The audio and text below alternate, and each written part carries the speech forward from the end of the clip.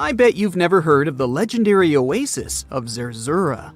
This ancient city is said to be hidden somewhere deep in the Sahara Desert, and its discovery could mean unimaginable riches and untold secrets. According to an anonymous 15th century Arabic guide, the key to unlocking the city lies in the beak of a bird carved on the city gate. Zerzura might not be as popular as Machu Picchu or the pyramids, but that just makes it more mysterious. Legend has it that Zerzura is built around this big oasis somewhere in the desert west of the Nile. Apparently, it's made out of white stone and has all these luxurious houses and gold decorations. The story goes that a scribe wrote down the account of a traveler who stumbled upon Zerzura while looking for his lost camel. At one point in his journey, the man got caught up in a sandstorm, where he got separated from the rest of his group. The traveler kept wandering in the desert for days, and then, out of nowhere, two men showed up and guided him to the city of Zerzura. The traveler described this city as an oasis filled with little birds and made out of pure white stonework. The city is also said to be guarded by giants. In 1835, an English Egyptologist named John Gardner Wilkinson mentioned the city in one of his books. He spoke to a man from Egypt who found the city by accident after days of wandering through the desert. He mentioned some ruins, unusual stonework, and a large oasis surrounded by palm trees. The man even gave some instructions on how the city could be found, indicating that it might be in the western desert of Egypt. But here's the kicker.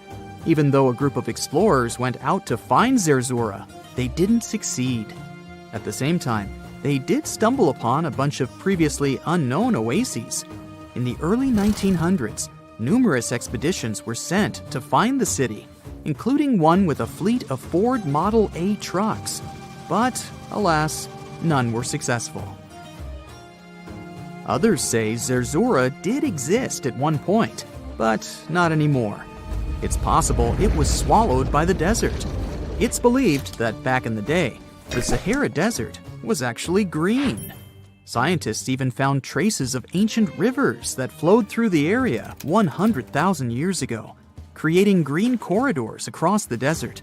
But Zerzura might have never been real to begin with. Maybe it only existed in the minds of people, a figment of their imagination as they were struggling in the African desert.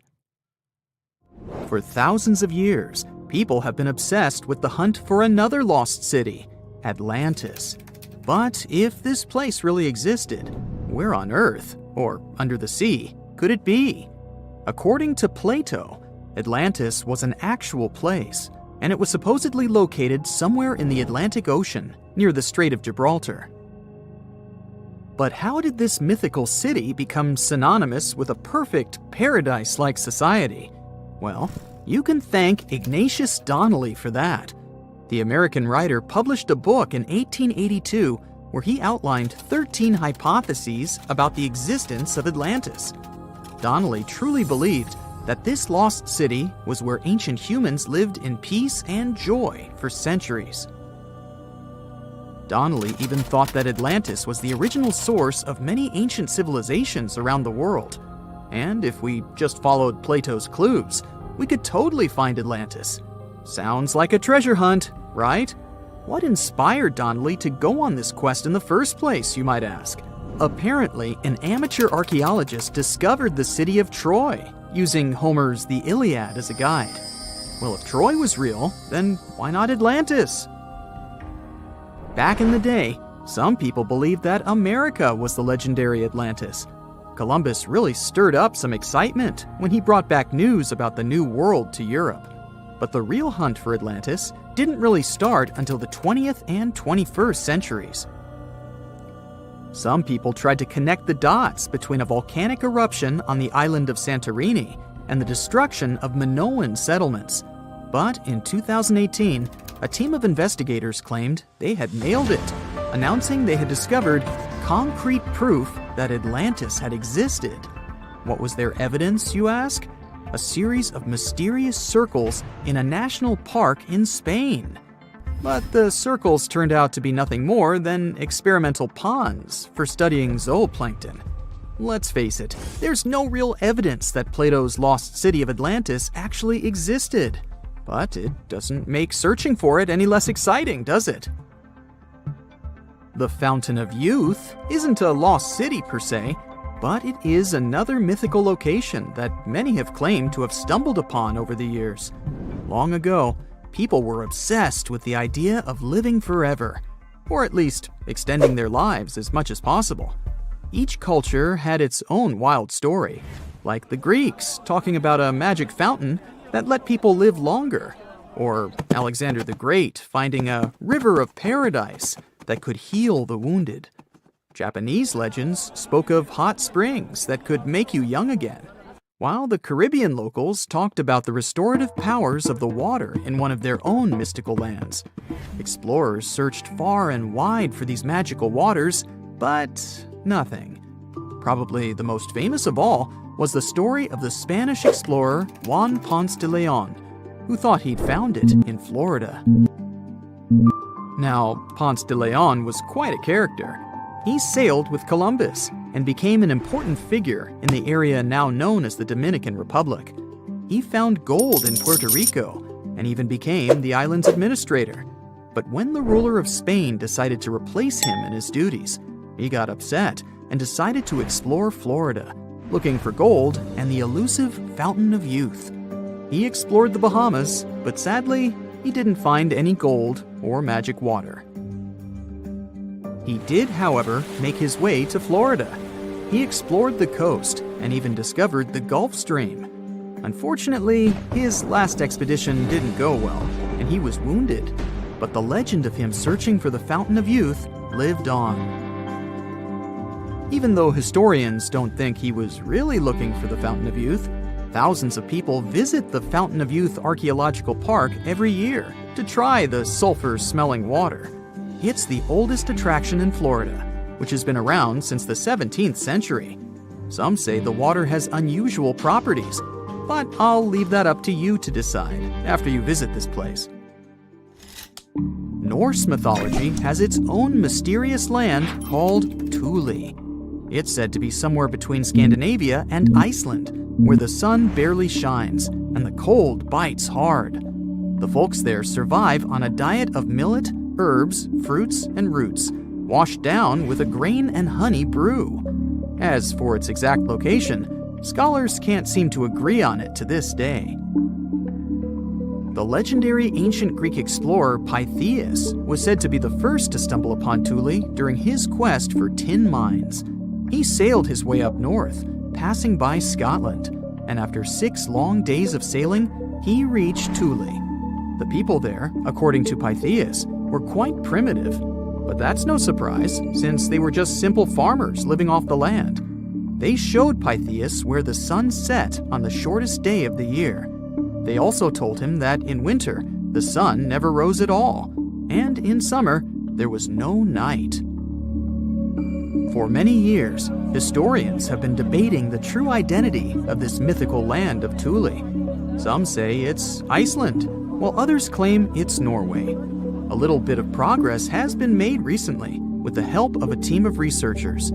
If their findings are correct, Thule might be the elusive island of Smola. That's farther south than any of the Norwegian islands that were on the list of contenders. It may be too soon to celebrate, but it does look like Thule has finally been found. Under the burning sun, among the sand dunes, somewhere in the Sahara Desert, you're walking in search of an ancient treasure. Finally, you find a strange rock in the sand. It's big, looks like a large piece of black coal or rock, but something shiny on its surface makes the rock unusual. This unique find is the oldest thing that has ever been discovered on our planet. This rock was born long before Earth appeared in outer space. The unusual meteorite was found in 2020 in a remote area of the Sahara Desert. Scientists have analyzed the isotopes of magnesium and aluminum on the stone's surface and found that its age is about 4.5 billion years. At the moment, this is the oldest sample of magma from space in history. It belongs to a small protoplanet that didn't have time to form completely. It happened a very long time ago when our solar system was forming. Many huge asteroids were floating in space. Some of them were formed into huge celestial bodies, which later became planets. The big rocky planets were absorbing the smaller ones. The rock was part of a little protoplanet that just began its formation, but another huge asteroid destroyed it. The planet shattered into billions of pieces. Some of them became part of other planets. Some flew outside the solar system, and one piece that had been wandering in space until our Earth was formed.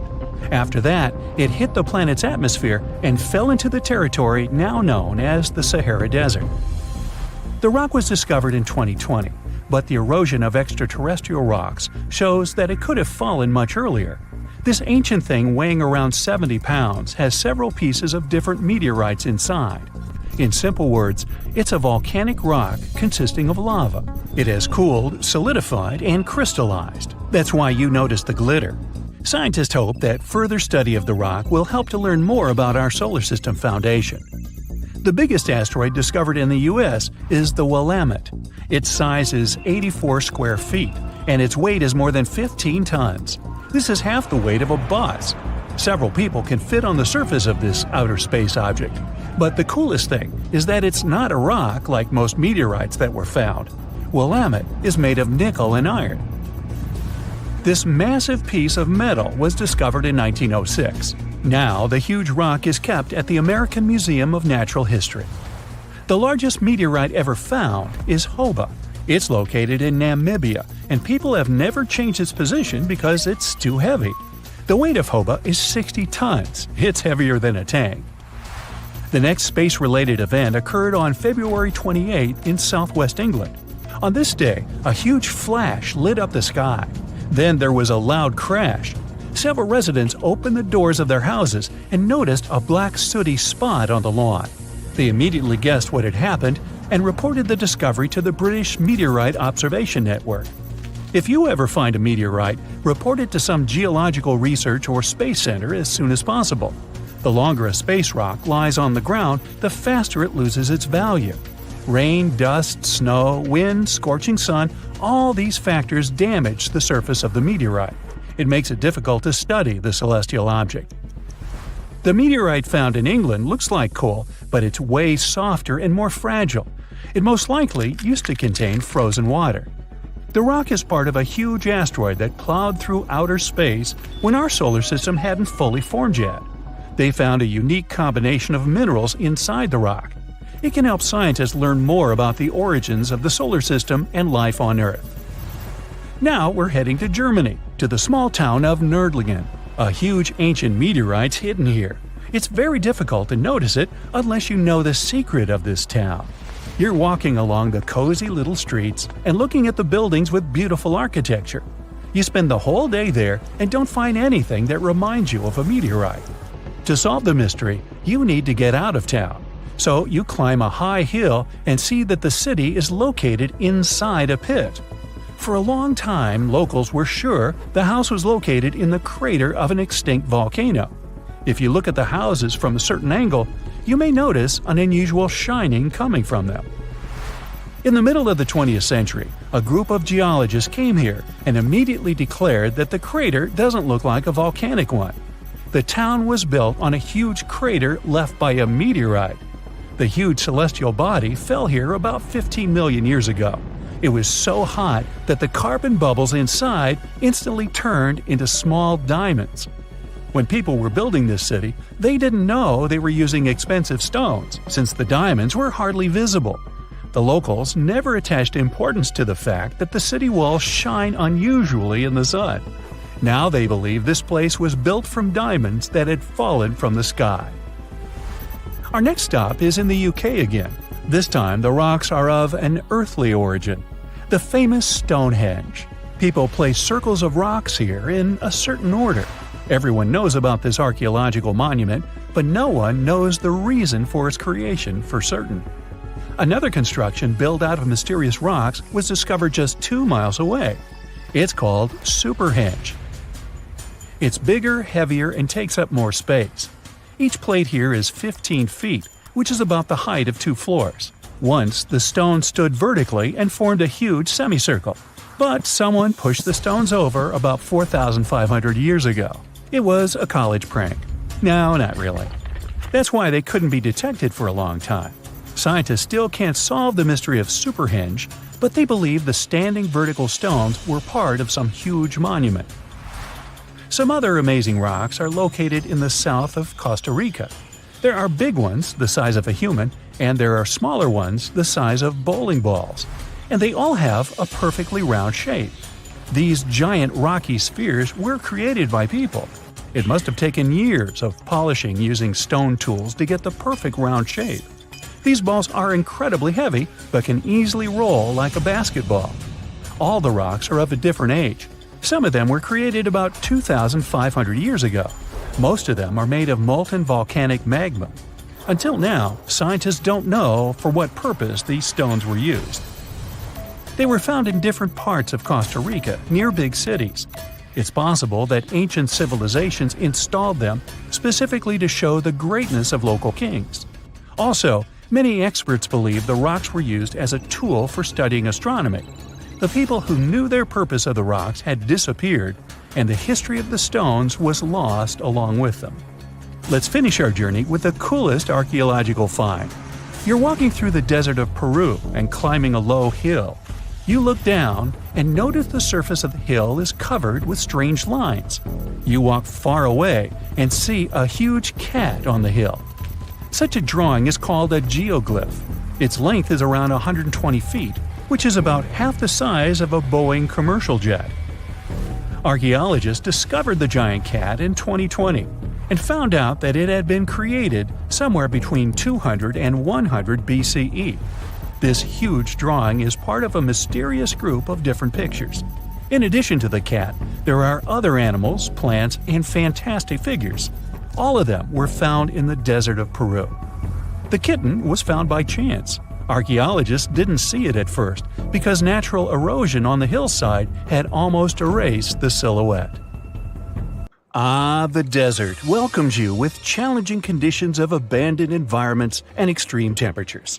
Hey, some of us would prefer dessert, chocolate, over sand and rocks. Oh well. Just like cactuses and camels, buildings have had to adapt to these conditions. Here are some examples of astonishing structures in deserts. These structures are called earthships. They're located in a New Mexico desert town. A large community of like-minded people lives in them. What's even more interesting is that the location of these buildings is registered as dumpsters. Maybe it's because all these structures are made out of old tires, bottles, and cans. Earthships operate using green building principles. About 40% of a typical earthship is built with natural or recycled materials. Imagine the walls made up of hundreds of used tires packed with dirt. Then there are layers of floor-to-ceiling passive solar windows. They gather the sunlight during winter and reflect it in the summer to keep the structures at a reasonable room temperature. You can see plants in corridors and glass bottles or aluminum cans stuffed inside walls. Certainly a distinct house in many ways. Mike Reynolds is an architect who noticed the alarming waste and consumption levels in the 1970s. He designed a fully sustainable home out of cans back then. Almost 40 years later, he becomes the one who brings together all the other earthshippers. Reynolds drove a Mercedes, but it ran off of the vegetable oil he picked up at fast food restaurants in town. A standard 2-bedroom, 2-bathroom earthship costs about $250,000 in this town. Yet there are earthships like Dobson House that can cost as much as $1.5 million. If you do it yourself, with family and friends, you can eliminate the cost of labor, and it becomes relatively less expensive. Let's assume you're really going to build one.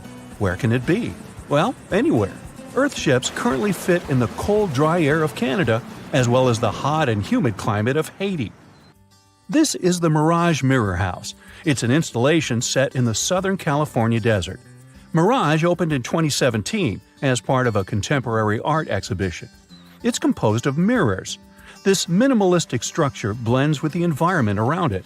The doors, windows, and openings have been removed to create an amazing experience. What you have in the landscape is reflected back to you. How's it made? With mirrored surfaces. At night, the distant lights refract from the mirrors. In the daytime, the sky is transformed into banks of clouds. There's no fixed scenery in this house. How about seeing a futuristic structure in the deep desert? Architects designed a concept home that pairs perfectly with Elon Musk's Cybertruck. The house has a post-apocalyptic theme. I mean, when I say post-apocalyptic, it's because I can't say it. Anyway, the house is designed to survive in a disaster scenario. The cyber house has steel gates, the windows are armored, and the exterior walls are made out of super strong material. Modern house is controlled by an autonomous geothermal heat pump. To put it in less sci-fi terms, you can keep the internal temperature steady. This sleek house has an entrance that can fit the Cybertruck. After all, it's inspired by it in the first place. Plus, the Cybertruck can be lifted to the second floor to be more secure. This is King Abdullah Petroleum Studies and Research Center in Saudi Arabia. Basically, it's a laboratory in a desert. It was designed to demand minimum energy. The architecture has patterns on the walls and ceilings, giving reference to the local tradition of geometric form. The next stop is Swartberg House in South Africa. This one is located near the Swartberg Mountains, but don't get too excited. It's on the edge of the Great Karoo Desert. It's a 4-bedroom apartment. It has a special temperature regulating system. The system works like a shield from the heat in the summer and as a sun trap in the winter. You're looking at the Grand Mosque of Djenné in Mali. This mosque is 52 feet tall. This is impressive because it's made of only sticks and a special mix of mud and other natural elements found in the desert. Petra is an ancient city hidden in the Jordan Desert. The structures are carved directly into red, white, and pink-colored sandstone cliff faces. It's located among the canyons and mountains near the desert. The place was a trade center many years ago. You might already see pictures of the impressive facade of the treasury. This structure still holds many mysteries in it. For starters, scientists can't explain how the Nabateans managed to create such a structure thousands of years ago. Did you know that there's another mysterious place in the middle of the desert that has a similar structure to Petra? Median Saleh was like a second capital of the Nabatean kingdom. Yet another secret they left for us to decipher. It has over 100 decorated tombs and more than 1,000 non-monumental graves. Plus, inscriptions and cave drawings are also here, again surrounded by sandstone. This wooden shack was a post office once. The structure is in the Tengger Desert of Mongolia. It's surrounded by nothing. Sand is the only thing that accompanies the lonely structure. The building is only 23 square inches. As you can guess, it didn't get too many visitors. It was abandoned for over 35 years. Its fate changed one day when a woman discovered the building. Mrs. Zhang and her friend came up with an idea. They were going to reach businesses and people who wanted to send letters and postcards from the world's loneliest post office without actually visiting the place. It worked. The post office rarely gets visitors in place, but it's busy online. Over 20,000 letters and postcards were sent from the Desert Post Office in December 2021 alone. The place is about 6 miles off the nearest road. A post truck picks the letters up and hits the road for delivery. Eventually, they are shipped all over the world. A second destination in Saudi Arabia is King Abdulaziz Center for World Culture. The building has an interesting design. It took nearly a decade to build this complex structure. It's a 321-foot-tall tower which stands out with its look. Stone Matters Pavilion is a stone structure in Palestine. The structure spans a surface area of 93 square inches. It has been built entirely out of 300 interlocking stones that mutually support each other. The concave roofs, and yes, they look like giant bowls, are designed that way to collect rainwater. The structure is in Iran. Interestingly, in Iran, the evaporation rate is 3 times faster than the world average, so this bowl-like design comes in very handy. It captures the water in a way that the water can form a single mass as a whole before it evaporates. The outer shell of the roof system collects rainwater, but it also works as an additional shading. It makes air move freely, designed like a cooling mechanism for both roofs.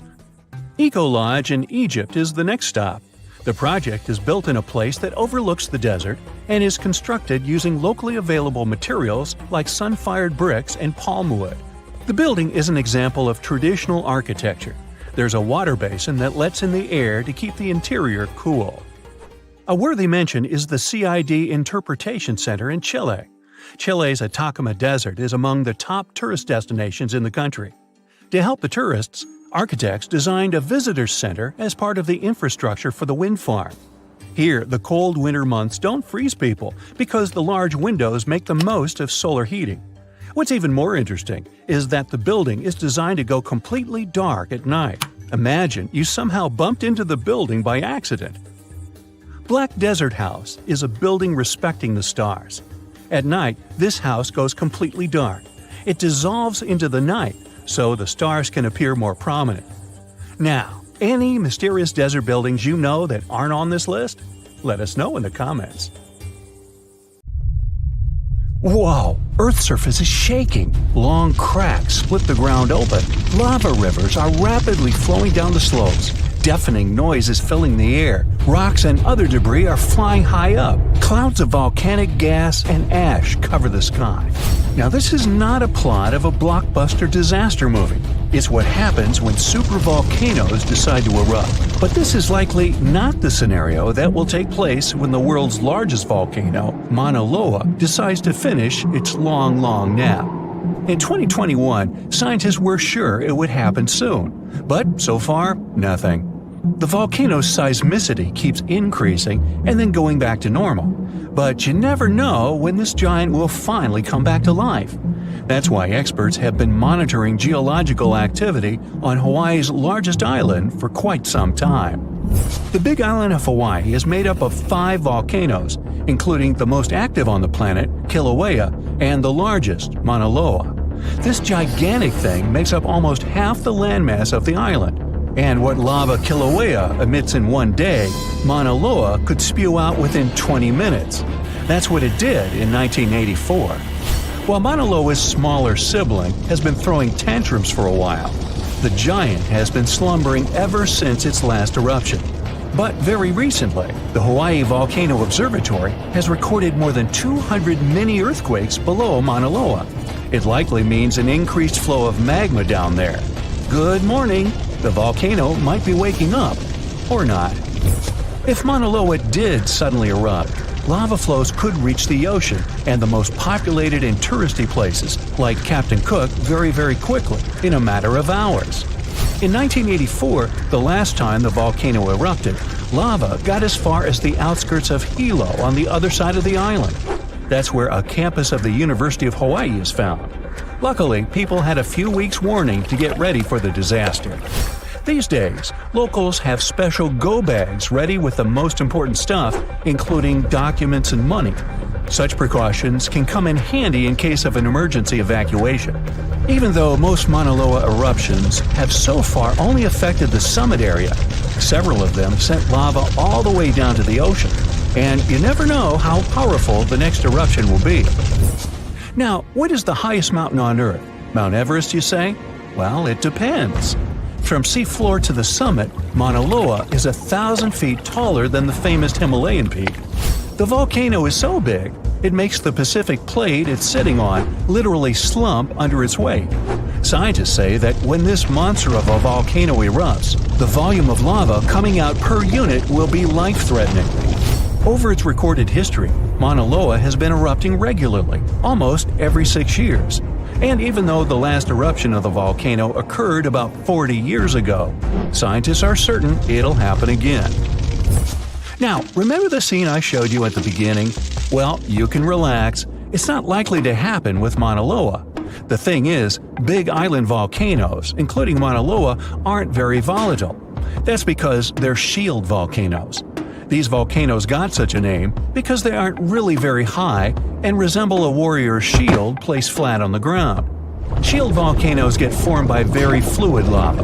It travels farther and forms much thinner flows than lava erupted from a stratovolcano, which is conically shaped and tall, like the infamous Krakatoa in Indonesia. So if, or should I say when, Mauna Loa erupts, there probably won't be ash clouds and tons of debris. The most dangerous thing will be lava. Since Mauna Loa is a shield volcano, its lava is extremely fluid and voluminous, which allows it to flow far and fast. Using theoretical vent maps, Experts from the Hawaii Volcano Observatory have made charts of possible lava flows. They're kind of worried about earthquakes clustering at high rates. It likely means that lava is on the move under the surface. 500 to 600 earthquakes per day are a serious reason to be on high alert. On the other hand, it doesn't necessarily mean a disaster or inevitable eruption. Around a decade ago, several earthquakes that happened at the same time signaled that something was happening under Mauna Loa. But an eruption didn't occur. Instead, half the volcano shifted a bit to the south. This way, it probably gave more room to magma so that it had enough space to stay beneath the surface. Now, let's get back to the catastrophic eruption we saw at the beginning of the video. That's what often happens when a supervolcano erupts. Those are volcanoes that have at least once had an eruption with a volcanic explosivity index of 8, which is the largest recorded number on the index. Supervolcanoes are often extremely large, with no cone at all. That's because they're typically the remains of gigantic magma chambers that once flared up, leaving behind a caldera. They're usually found over hotspots. Supervolcanoes can produce super eruptions, and when they do, they blow more than 240 cubic miles of ash, molten rock, and hot gases up into the air. In other words, 4 super eruptions could fill the Grand Canyon to the brim. Supervolcanoes get formed when gigantic volumes of scorching hot magma are trying to escape from deep underground. This magma rises close to the surface but can't break through Earth's crust. That's why a huge pressurized pool of bubbling magma gathers at a depth of only several miles. The pressure keeps growing because more magma is trying to get to the surface until, bam, a super eruption occurs. The most recent super eruption happened in New Zealand. Well, when I say recent, I mean around 26,500 years ago. Nah, I wasn't around then. That's when a supervolcano beneath the surface of Lake Toba spewed into the air more than 300 cubic miles of ash and pumice. Imagine 500,000 Great Pyramids of Giza flying up at the same time. That's how incredibly powerful that eruption was. But the most exciting and confusing thing about the eruption was that the Toba volcano simply didn't go off like many others. At first, everything was going as usual. More than 200 square miles of magma had built up under the surface, and the pressure was getting higher and higher. But after the rock cracked and the first part of lava rushed out of the crater, something went wrong, and the supervolcano took a break. Only several months later, the disastrous eruption shook the ground, and thousands of tons of lava, rocks, and ash flew high into the atmosphere. But the age of supervolcanoes isn't over. The most infamous of them all is probably the one in Yellowstone National Park. This giant handles at least 3 mega-powerful eruptions, and who knows how many smaller ones. If this monster erupted anywhere as strongly as it did 2.1 million years ago, it would spit out more than 588 cubic miles of red-hot material. You can probably picture it more vividly if I tell you that this volume is comparable to 65 million Capitol rotundas in Washington, D.C. piled together. Wow. Anyway, scientists are sure that Yellowstone doesn't present any danger these days. For an eruption to happen, magma inside must be at least 50% molten. With the Yellowstone caldera, this number is just 5 to 15%. But of course, Yellowstone isn't the only supervolcano on our planet. There's also New Zealand's Toba you already know about, Japan's Eri Caldera, California's Long Valley, Indonesia's Toba. Any of them can one day produce a super eruption. There are also several so-called supervolcanoes that haven't lived up to this name yet because they've never produced anything like a super eruption.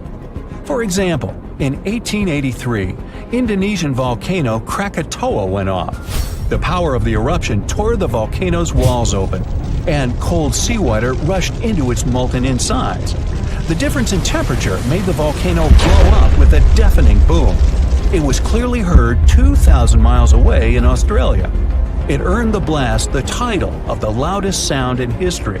But even though the consequences of this event were truly catastrophic, it still turned out not powerful enough to be called a super eruption. So this huge volcano, everyone thought to be extinct, woke up and spat out a black ash cloud 50 miles high. That's about 9 times as tall as Mount Everest. Located in what is now Indonesia, the powerful Krakatoa had caused huge tsunamis that rocked over ships as far away as South Africa. It also changed the temperatures around the world for several years. The volcanic island of Krakatoa in the Sunda Strait was likely born thanks to another major eruption several centuries ago. It hadn't erupted for at least 200 years before 1883. So the first tremors and blasts in May of that year came as a total shock to people living nearby. Then ships sailing through the busy water passage started reporting clouds of ash above the volcano. It went quiet again for a while, but they could still see ash above it. The eruption culminated at the end of August. It was so powerful that it shattered the island into fragments. Witnesses heard the sound produced by it in Australia, around 3,000 miles away. They described the noise as the roar of heavy cannons. Some say it was the loudest sound ever heard. During the next 5 days, the pressure wave from the eruption traveled around the globe 3.5 times and was seen on barographs on different continents. Hot avalanches of ash spread down the volcano as far as 25 miles away at crazy speeds. They ruined the surrounding islands and took 36,000 lives. Tens of thousands more drowned in tsunamis that happened after the volcano had collapsed into the caldera. Over 100 coastal villages on Java and Sumatra were completely wiped out. All this made the waking up of Krakatoa one of the most devastating in the entire recorded history. The Earth's crust is like a giant puzzle, made up of massive pieces known as tectonic plates. These plates are constantly sliding against each other over the mantle, which is the molten layer beneath. Indonesia is right in the middle of the so-called subduction zone. Here, the Indo-Australian plate collides with part of the Asian plate as it moves northward. As the oceanic plate dives down, it gets heated up, and you've got the perfect recipe for a volcanic hotspot. Krakatoa had 3 peaks, each serving as an exit door for a massive magma chamber beneath it. During a previous eruption, debris blocked one of these exits, and the pressure built up beneath. When Krakatoa finally blew its top, the blast split the magma chamber wide open. The eruption led to a so-called volcanic winter. Krakatoa had sent 6 cubic miles of rock, ash, and debris into the atmosphere. They created a thick veil that surrounded the Earth. The particles scattered sunlight, and the troposphere below cooled down. The effect stayed strong for several years. The northern hemisphere experienced colder than average temperatures, and in some regions, summer temperatures didn't rise to typical levels. Southern California received a record amount of rainfall in the months following the eruption. The sky became darker in different parts of the world for years afterwards. The sunsets, for many months, turned into a spectacular show of red and orange. One astronomer supposed it was the source of the inspiration for The Scream by Edvard Munch. The painting shows exactly what the sky over Norway looked like after the eruption. It also produced a rare type of halo called Bishop's Ring and a volcanic purple light at night. For several years after Krakatoa had blown up, the moon looked blue and sometimes green. That's because some ash clouds were full of particles large enough to scatter red light, only letting other colors pass. Someone even witnessed lavender sun and night-shining clouds. Krakatoa became the first scientifically well-recorded and studied eruption of a volcano. Between the moments the first clouds of ash were seen by a ship passing by and the disastrous eruption, scientists managed to organize geological expeditions. They studied the volcano and gathered samples of volcanic rocks. It became useful for understanding volcanic activity. Krakatoa was sleeping tight until the 1920s, when some locals noticed a column of steam and debris spewing from the collapsed caldera. Within weeks, the rim of a new cone sprang up above sea level. After a year, it was a small island named Child of Krakatoa. It continues to erupt, but fortunately without serious consequences so far. In April of 1815, Mount Tambora unleashed a massive eruption, wreaking havoc on the Indonesian island of Sumbawa. It destroyed homes and claimed 10,000 lives. Another 80,000 perished because of diseases that spread in the aftermath. The following went in history as the year without a summer. Cold, wet conditions wrapped Europe and North America in an unexpected chill. It became the coldest in at least 250 years. In the summer of that year, the temperatures dropped the most. Crops didn't grow, livestock didn't survive, and famine took over Western Europe and North America. New England had snow and terrible frost in the summer months. Food prices went up. Oats for horses became a luxury.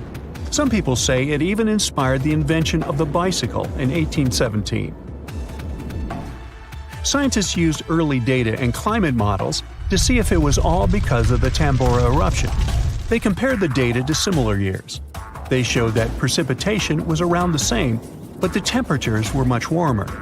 When they introduced the volcano into the scenario, they got the exact data for the year without summer. They say that a powerful volcanic eruption like that one increases the likelihood of extreme cold by up to 100 times.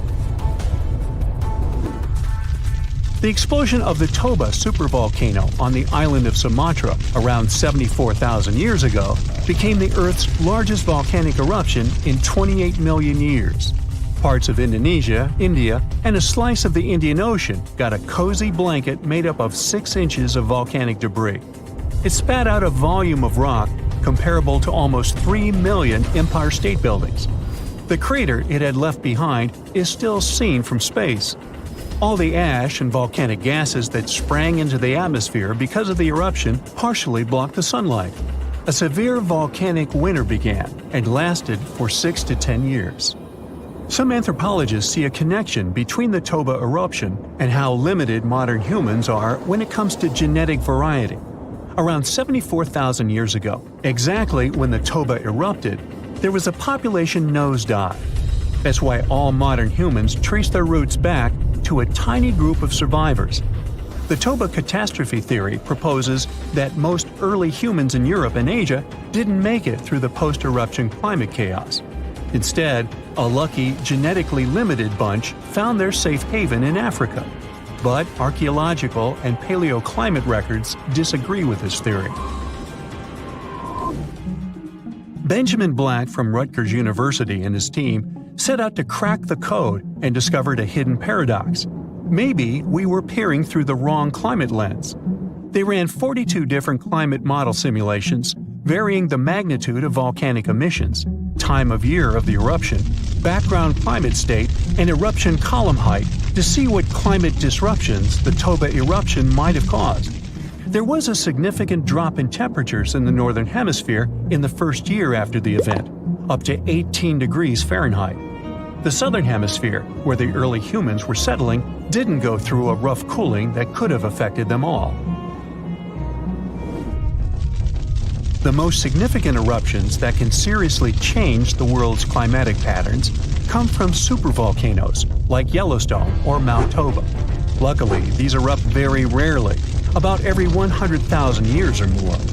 Still, climate scientists study volcanic eruptions to understand and explain short periods of cooling in the history of our planet. Every few decades or so, a volcanic eruption lets out a substantial number of particles and gases. Some of them will block enough sunlight to start a brief global cooling period. Nothing like the real volcanic winter, but still felt across the globe. Imagine standing in the middle of Europe 40,000 years ago. The landscape is rough, cold, and unforgiving. Fast food is scarce, and there's no internet. Suddenly, from out of the woods steps a figure, stocky, strong, and with a face that is quite unusual. This human looks similar to us, but something about them is different. Their brow is heavy, their nose is broad, and their body seems to be built to fight nature itself. Well, congrats! You've just met a Neanderthal. You might have thought that Neanderthals were basically ancient humans, but that's not really true. We come from the same genus called Homo, but we, all modern humans, belong to one same species called Homo sapiens. However, there used to be lots of human species before, and Homo neanderthalensis was just one of them. And they actually were kind of cooler than us. So what in the world has happened to them? Neanderthals lived for a long time, for about 360,000 years, across Europe and parts of Asia. 40,000 years ago, the place we now call southern Italy was sitting on top of a huge disaster, a massive supervolcano called Campi Flegrei. This big boy is huge, about 9 miles wide. That's about 10 to 20 minutes in a car to get across it all. But there were no cars then, remember? At the time, it was quiet for a while, but one day, suddenly, it blew in what became one of the biggest volcanic eruptions Europe had seen in 200,000 years. The catastrophe was so crazy that ash, gases, and debris altered the climate across the entire continent. What comes next is usually called a volcanic winter. Average temperatures drop, the sky gets darker, and life becomes even harsher than it already is. The eruption, known as the Campanian Ingembrite, caused Europe to cool by as much as 7 degrees Fahrenheit. Doesn't sound like much? Well, the drop of even 1 degree would cause winters to become harsher, causing horrible snowfall, rains, and floods. Crops would struggle to grow, leading to food shortages. The weather would go wild, too, with storms and droughts. Hey, kind of like now. Except multiply this by 7. Events like these caused some huge chaos in modern times. You can imagine what it did to the Neanderthals.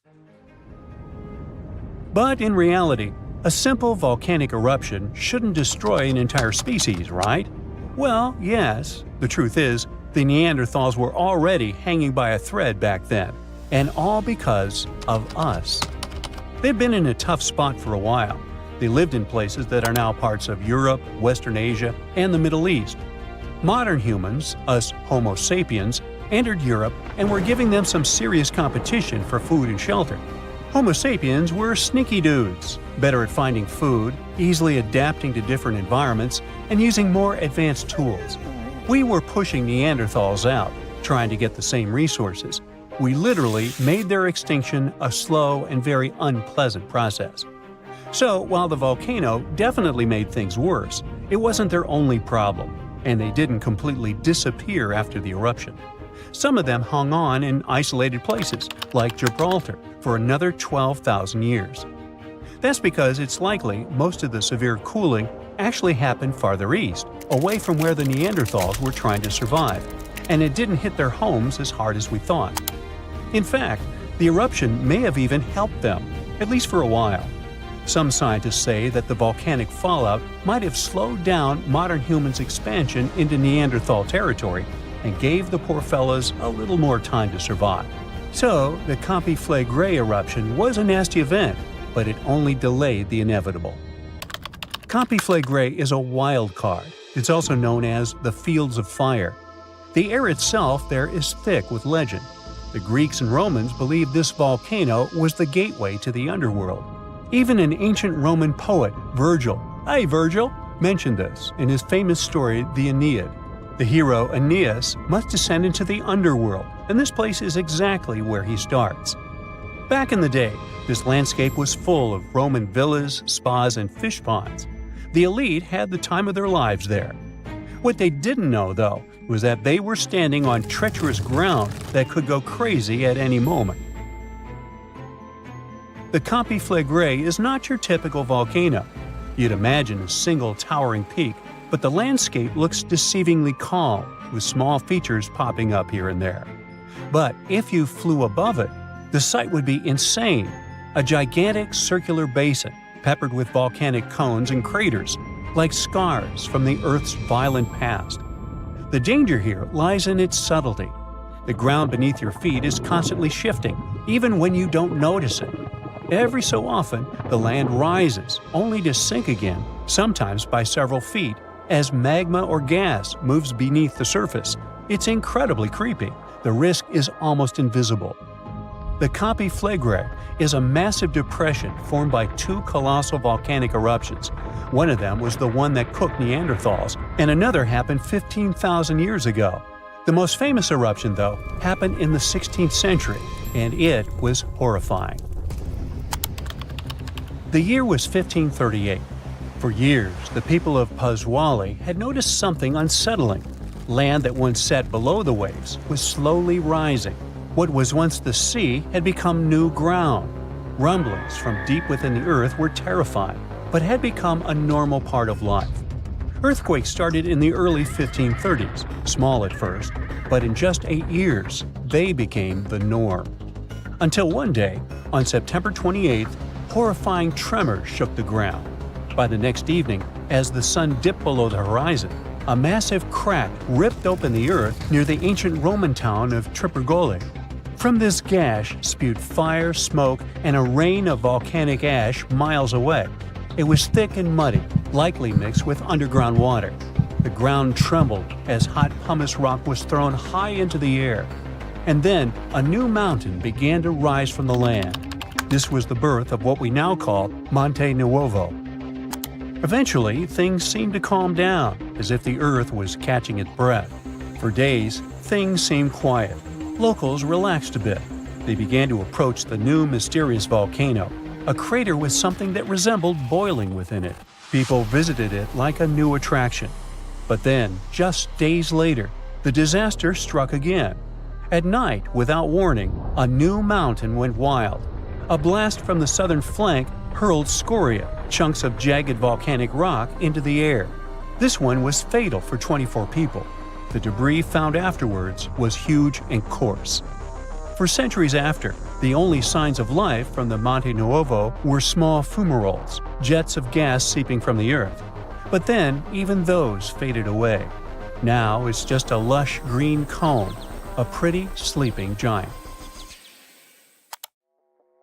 But the ground near Naples, Italy, is still alive. The Campi Flegrei sits quietly for now, but it might not be for long. It's showing signs it might be waking up again. This supervolcano looks like a hellish landscape, with its boiling mud pits, geysers, and steam vents. Romans and medieval Christians once believed it was a gateway to the underworld, and who can blame them? What's spooky is that recently scientists detected unusual activity under the surface. In 2012, Italian authorities raised the alert level on the volcano from green to yellow, meaning that it needs close monitoring. There are certain changes that usually happen before an eruption. The magma below starts releasing gases, which could weaken the rock above, eventually triggering a disaster. Unfortunately, no one can predict exactly when or if it will erupt. But if it does, the consequences could range from a minor inconvenience for locals to a global catastrophe. Its last tiny eruption happened in the 16th century, and it wasn't too bad. But if history repeats itself, like it was with Neanderthals, we're all cooked. An eruption like that could lead to global cooling, crop failures, and widespread famine. Right now, a group of scientists is trying to get a clearer picture of what's happening beneath the surface. The Campi Flegrei Deep Drilling Project is working to drill a 10,000-foot borehole, hoping to check out the magma chamber up close. But at least for now, the supervolcano remains quiet, and let's hope it stays that way. These ominous rumbling sounds, the ground shaking under your feet. Wait a minute, that's my tummy. Or it might be Washington State's Mount Adams waking up. It's the largest volcano in the state by both area and volume, and it's recently started to show signs of life after staying silent for thousands of years. Scientists have noticed an alarming uptick in seismic activity around the mountain. And since the last eruption here happened between 3,800 and 7,600 years ago, humanity was still in the Stone Age at that time. This sudden chattiness has scientists, let's say, curious. The U.S. Geological Survey has hurriedly installed temporary seismic stations around Mount Adams to keep an eye on the situation. At the same time, they reassure the public there's no need to panic. Mount Adams doesn't reach the height of the better-known Mount Rainier, and still it covers a massive area, making it Washington's largest active volcano. Interestingly, records show that before September of this year, Mount Adams had experienced an average of just one small earthquake every 2 to 3 years since 1982. And then, the Cascades Volcano Observatory and the Pacific Northwest Seismic Network detected a staggering 6 earthquakes in just 1 month, September. These quakes were all rather tiny, with magnitudes ranging between 0.9 and 2 on the Richter scale. It means they were so weak you wouldn't feel them at the surface. Plus, satellite imagery confirmed there was no ground deformation in the area. Now, at the moment, the USGS keeps Mount Adams alert level at green or normal, so we shouldn't worry about the ground opening and swallowing towns and cities. But the most recent seismic blips have encouraged the agency to install additional equipment for more precise monitoring. Such an expanded network will help scientists notice even the smallest earthquakes, which will help them understand what's happening under Mount Adams. This extra equipment might also shed light on whether this recent activity is a signal of future eruptions or just a random anomaly. If Mount Adams eventually erupted, it would likely produce slow-moving lava flows rather than explosive eruptions like Mount St. Helens. After all, past eruptions have only led to lava flows that travel just a few miles from the volcano, so that's not what we'd need to worry about. A much more dangerous thing would be lahars. These are mud flows that can happen when volcanic ash, rock, and melted ice mix during eruptions. Lahars have occurred near Mount Adams without even eruptions. Rock, weakened by hydrothermal processes at the volcano's summit, suddenly broke loose, creating fast-moving, destructive mud flows. Exactly for this reason, the USGS categorizes Mount Adams as a high-threat volcano. While it doesn't erupt frequently, it still poses serious risks to nearby settlements. Another volcano we should carefully watch is Katla in Iceland.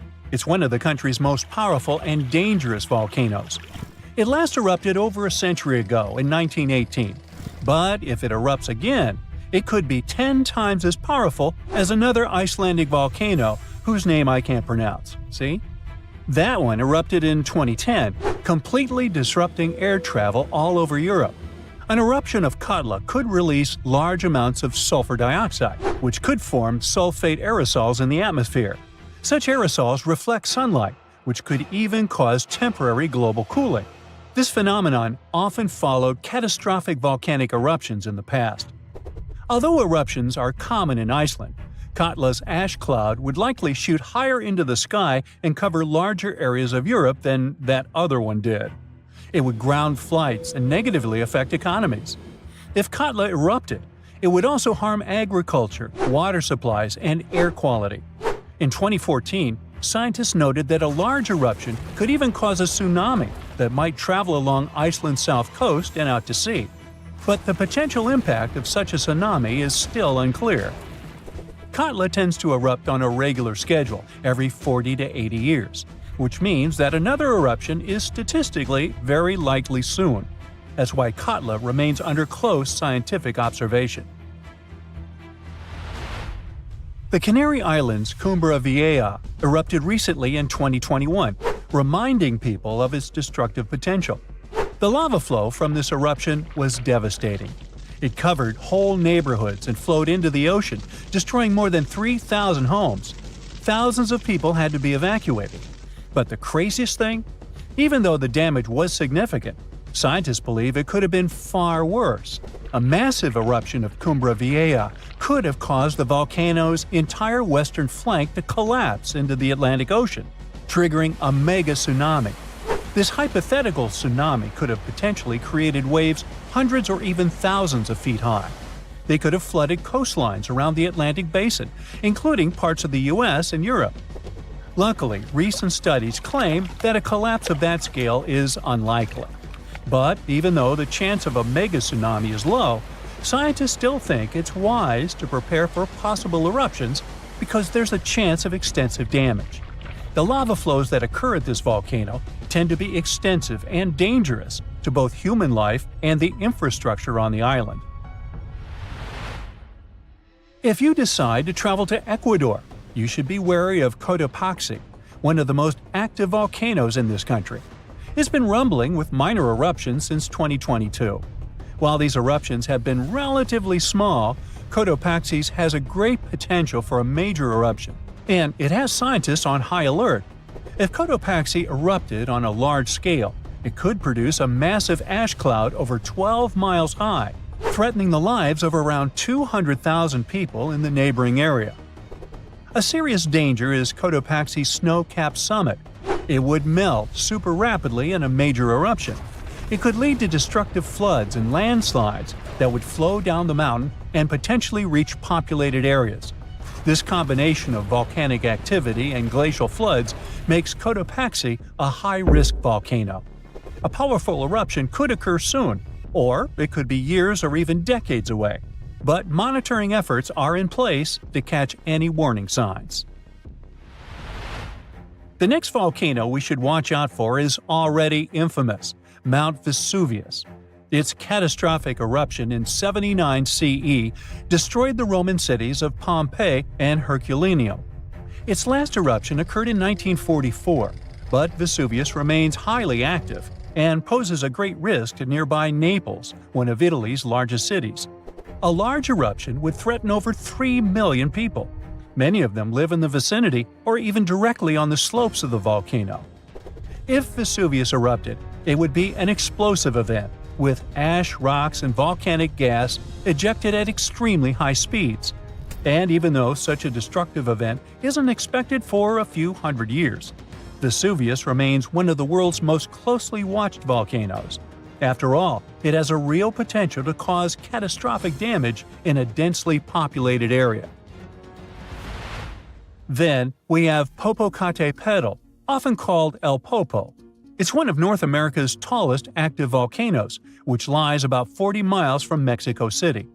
Exactly this proximity to a metropolitan area with a population of 22 million people makes Popocatépetl especially hazardous. A large eruption could send a massive ash cloud over Mexico City, causing widespread disruptions. Ash could clog the city's drainage systems, contaminate water supplies, and even cause power outages by short-circuiting electrical systems. Plus, lahars could rush down the volcano, reaching nearby towns. Popocatépetl has been showing near-constant seismic activity since the early 2000s, and smaller eruptions are pretty common here. In early 2024, there were 13 recorded minor eruptions, which alarmed nearby towns.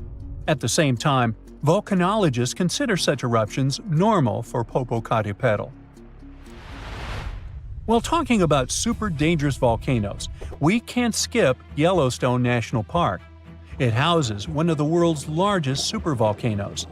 Its last massive eruption occurred about 640,000 years ago. But if this monster were to erupt today, the impact would be much more devastating for the entire planet.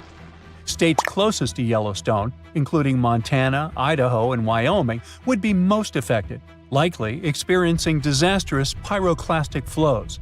These flows, which are made of a dangerous mix of lava, ash, and gases, can obliterate everything in their path. Large parts of the country would also be blanketed in volcanic ash, over 3 feet in some areas.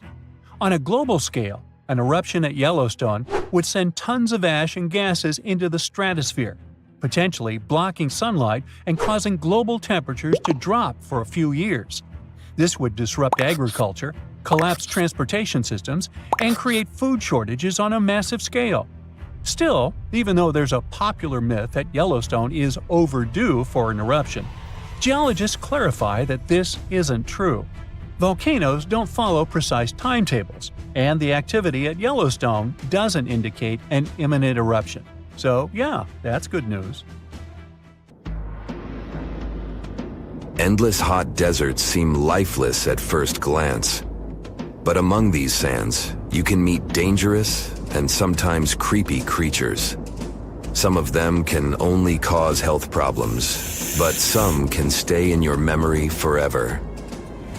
Let's get to know them, starting with dangerous ones and finishing with real nightmares. So, you're walking through a desert and see a big teddy bear with open hands. You understand that it's probably a mirage, but still, you come closer. You were right. It's not a plush toy, but a giant cactus. There's something strange about it. Thanks to some strange fluff, the branches resemble the arms of a teddy bear. However, this is not fluff, but thousands of thin needles, and they are the reason you shouldn't come closer. The cactus is called the jumping cholla, or teddy bear cholla. It grows in the desert areas of Arizona and in the northern part of Mexico. Don't worry, this cactus won't attack you, but it will cling to your skin or clothes if you touch it. Such a fur coat protects the cactus from animals, creates shade, and saves it from heat. The lateral branches are the most important parts of the plant as they carry out photosynthesis and accumulate a large amount of moisture inside. So, despite all the danger, the cactus can be helpful for desert wanderers. And the danger here is needles. If you look closer at them, you will see they have the shape of hooks. One touch, and hundreds of thorns are already in your finger. It's pretty difficult to get rid of them, and the needles cause unpleasant, painful sensations. But the coolest thing about this cactus is the way it reproduces. The plant clones itself in a new place. When animals and people pass the jumping cholla and touch it, the cactus gives them a small piece of itself, along with the needles. As soon as you throw this piece to the ground, it takes root and starts growing. The degree of danger is rising. The next monster from the desert is running toward us, and that is an ostrich. Many think these animals are cowards hiding their heads in the sand. You will most likely change your mind if you're unlucky enough to meet one. Usually, ostriches are not aggressive, but you should run if you come closer to their nest. On the other hand, you won't be able to do that because ostriches move at a speed of 43 miles per hour. You need a car to get away from them.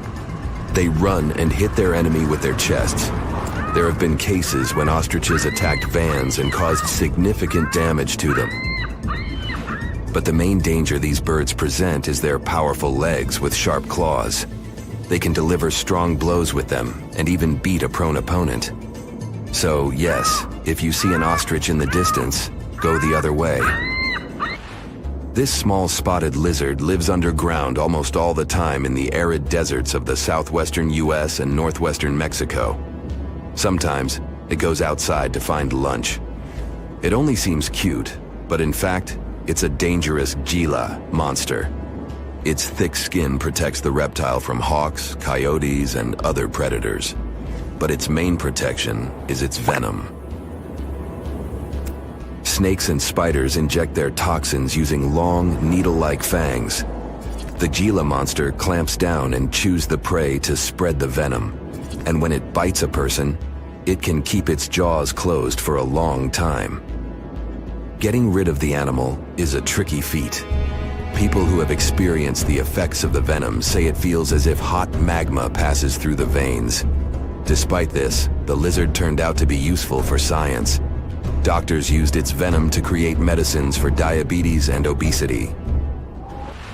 The time has come. Now you're about to meet one of the creepiest creatures living in the desert. Be quiet and listen to the silence. Stand still. There's no one around. Suddenly, you hear some hissing coming from below.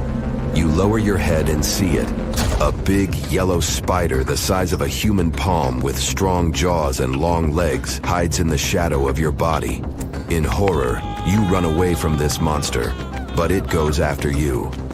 It isn't easy to do it in this situation, but try to calm down. The creature isn't interested in you.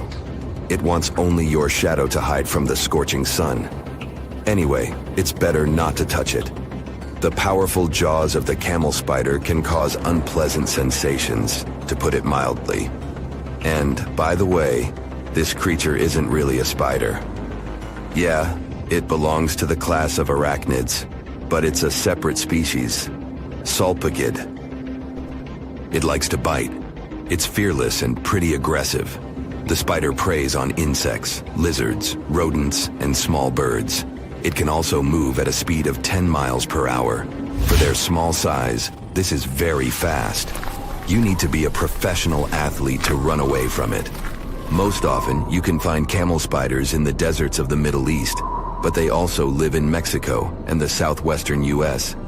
These runners are nocturnal and try to avoid the sun during the day, so they are always hunting your shadow. By the way, they got their name because they often hide in the shadows of camels. You won't hide from them during the day, but they will also want to come after you at night, especially if you make a fire. Solpugids always run to the light in the hope of eating something. Some species of these spiders make a hissing sound to scare their enemies away. Now, let's calm down for a second and leave the hot desert. We're going into the humid tropics of Tanzania. Under tree bark, fallen leaves, and in dark caves, you can meet one of the most terrifying creatures on Earth, a tailless whip scorpion. Imagine a big scorpion without a tail, with a flat body that looks like it has been pressed by something. It's similar to spiders, but has no venom glands and can't spin a web. This monster is silent and fast, but the scariest thing is its 2 front claws, twice as long as the creature itself. Any prey it catches will never escape. Life in a dark cave has spoiled its eyesight, so the whip scorpion tries to avoid sunlight. During molting, it climbs up to the ceiling and slowly comes out of its old skin. Imagine directing your flashlight there and seeing small cocoons out of which pale spiders with excessively long legs crawl. If you really meet it, be calm and slowly go away as far as possible. Be careful. The flat scorpion can crawl under your clothes in a second and bite you in the stomach. And that's not the worst part. Okay, this is a joke. This pretty guy is one of the shyest and most harmless creatures among spiders and scorpions. It's afraid of you and will never attack. Many consider it beautiful and keep whip scorpions in glass terrariums. If you want such a pet, carefully watch it so that it doesn't run away from its house. If it happens, it will be pretty challenging to catch it again. In a matter of moments, it can get under your bed or go through gaps in the floor. Then it'll go to your neighbor's apartment through a ventilation system and scare people there. Okay, how about one more scorpion? It's not as creepy as the other creatures in this video, but it's the most venomous scorpion in the USA. This is the Arizona bark scorpion. The problem is that you can see it in the desert, in your home, or in the yard. These dangerous venomous beasts crawl into rooms and often sting people. One time is enough to cause pain, similar to a bee sting, but someone with an allergy may experience paralysis, breathing problems, and other health issues. AI can drive a car, design trendy clothes, give you emotional support, and it looks like it can also help us find answers to centuries-long mysteries. Researchers from Yamagata University Institute of Nazca and IBM Japan used a deep learning AI model to find new Nazca lines. Those are distinct white lines on the rusty red background that you can see from a plane while flying over the deserts of southern Peru. Scientists have tried to decipher the meaning of the Nazca lines ever since they were first discovered in the 1920s. There are straight lines, rectangles, triangles, and swirls. There are also some giant drawings. You can see a monkey, a whale, a condor, a hummingbird. The 4 recently discovered geoglyphs, which is the scientific word for those drawings, show a humanoid-like figure holding a club, a fish, a bird, and a pair of legs. What is the hidden symbolism of all that? And why did the Nazca people decide to draw a humanoid in the desert? And did they even know who humanoids were? Let's dig into history to find some answers. The representatives of the ancient Nazca culture created their famous lines more than 2,000 years ago. The geoglyphs have stood the test of time thanks to a dry climate and strong winds in the desert. Scientists found that to form the lines, the Nazca people scraped off the top layer of pebbles, revealing the contrasting soil beneath. The soil's color varies from reddish-brown to yellowish-gray. It makes it look like the lines are constantly changing appearance. It looks like the creators first made small-scale models and then enlarged them to create the full-scale designs we see today. In total, there are more than 800 straight lines, around 300 geometric figures, and 70 animals and plant designs. You can find the first mention of the lines in the 16th century Chronicle of Peru, where they were first described as trail markers in the desert. Since you can't really study the lines and their symbolism from the ground, those geoglyphs only became world famous only in the 1930s. It was the start of the era of commercial planes, so more and more people could witness the lines from their window seats and spread the word. During his research a decade later, Professor Paul Kossak noticed that one of the lines aligned with the setting sun on the day after the winter solstice, which is the shortest day of the year. He supposed that the lines had some astronomical significance. German researcher Maria Reiche, who got the nickname the Lady of the Lines, supported the theory that the geoglyphs served as a calendar and some sort of astronomical purposes. She spent 40 years studying the lines and literally swept them inch by inch. She also moved into a small house close to the lines to protect them from unwanted visitors. And that's how the Nazca Lines mystery was solved. Just kidding. In the 1970s, American researchers began to question astronomical theory. In a region like Nazca, one of the driest places on Earth with only around 20 minutes of rain per year, water is a real treasure. So the straight lines and trapezoids could have something to do with it. They could have been an ancient version of Google Maps, pointing at locations for rituals that the local people organized to get some water and help their crops grow. The images of animals in the Andes region are also related to water. Spiders are thought to be a sign of rain. Hummingbirds symbolize fertility, and monkeys living in the Amazon mean an abundance of water. That could explain the choice of symbols in the desert, but there's no strong proof to support this theory. So the work on explaining the meaning of those mysterious geoglyphs is going on. In the 21st century, the Nazca Lines have become the research ground for archaeologists from Yamagata University. Masato Sakai, a professor of archaeology, together with others on the team, are using high-resolution aerial photography and drones to discover and catalog the lines. They found images of humans, camelids, birds, orca whales, cats, and snakes, most likely created between 100 before current era and 300 current era. Some of the images are around 10 to 20 feet long, and that's why they were pretty tricky to notice. The largest geoglyphs are 1,200 feet across, which is about the height of the Empire State Building. The researchers believe the Nazca Lines were a form of communication in the desert for their creators.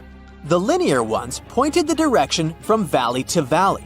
The ones drawn on slopes seem to have been drawn along ancient pathways between settlements. Professor Sakai explains that discovering new lines is tricky. Some of them are so poorly preserved that it's hard to spot them in aerial photos. There are also irrigation systems and roads all across the Nazca region, and it complicates the task. And that's where AI comes in handy. The team showed it pictures of previously explored Nazca Lines so it could learn what to look for. Then, AI went through tons of footage taken from planes and satellites and also laser data from previous surveys to identify the lines scientists hadn't found before. The system works 21 times faster than humans, and it made some curious discoveries. Scientists then traveled to the locations it chose to verify the findings. In 2019, AI helped to discover a humanoid-shaped character with a rectangular head who is holding a stick and wearing a headdress. It became a real puzzle for the scientists trying to understand the creature's role in ancient society. The little guy is neighbors with another famous geoglyph. It's a hermit, which is a subgroup of hummingbirds that lives in the forested regions of northern and eastern Peru. The largest of the recently found geoglyphs is a pair of legs. It's more than 250 feet across, about 4/5 as tall as Big Ben. Could be an homage to some ancient supermodel. The fish and the bird are around 4 times smaller. Why they are where they are is still a mystery. Listing new geoglyphs isn't the only way AI is helping scientists. It's doing a lot of good for astronomy. It analyzes vast amounts of astronomical data and uses its algorithms to identify patterns, classify celestial objects, and even predict new events. For example, AI models have been developed to detect and categorize galaxies, search for exoplanets, and identify rare cosmic phenomena. It also helped analyze data obtained by the Kepler mission to discover new Earth-sized planets circling other stars. AI is also transforming the field of chemistry. Machine learning algorithms can predict chemical reactions, discover new compounds, and optimize chemical processes. All of this helps scientists save a lot of time and resources in the labs. If you've ever written a thesis, you know that analyzing vast chunks of information can take forever. Now imagine you need to analyze the archives of the British Library's national newspaper. It's piles and piles of history. So, researchers are teaming up with the curators to develop special software that can analyze the vast amounts of data extracted from these collections. Computational linguists and historians will be able to delve deep into the past and get some insights into changes in society and culture. They'll focus on key periods and track how advancements in technology shaped various aspects of society. AI even helps in the conservation of seals. It's really expensive and challenging to monitor certain species of those cutie pies living in the sea ice zone. Using high-resolution satellites, researchers can now identify the seals in photos, which already helps. But manually counting seals across huge areas of ice is like putting together a jigsaw puzzle of a blue sky consisting of 1 million pieces. It takes a lot of patience, and different analysts come up with different results. Machine learning algorithms can be trained to recognize and distinguish seals in satellite imagery and count them automatically. Researchers can then use this accurate data to monitor seal populations over time and study their behavior and habitat more effectively. So the Sahara Desert is so big that it covers 8% of the world's territory. It's bigger than the USA or China. Surprisingly, the Sahara is not the largest desert in the world. It is the third largest, behind Antarctica and the Arctic. But it is definitely the hottest one. Temperatures there reach 136 degrees Fahrenheit. This place has some of the most incredible sand dunes you've ever seen, towering up to 1,476 feet. But here's the kicker. There's a real risk that these dunes might continue to spread until they cover the entire world. Surprisingly, the influence of the Sahara Desert extends far beyond its borders. Its dust, carried by powerful winds, makes its way to the UK and across the European continent, particularly in winter. This dust settling on the ground where it rains is a familiar sight to those in the UK, often leaving a red residue on cars. This connection between the Sahara, England, and Europe serves as a stark reminder of the global reach of environmental phenomena. You might think this is not a big deal, but it could turn Europe into a desert, leaving its soil infertile and Europeans with no food. Soil is a fundamental aspect of human existence, just as crucial as clean water and air. Without it, we're left with nothing but a bleak and barren landscape. The Sahara Desert has already made its jump across the Mediterranean Sea, which is concerning and could change the landscape forever. 1/5 of Spain has already turned into a desert.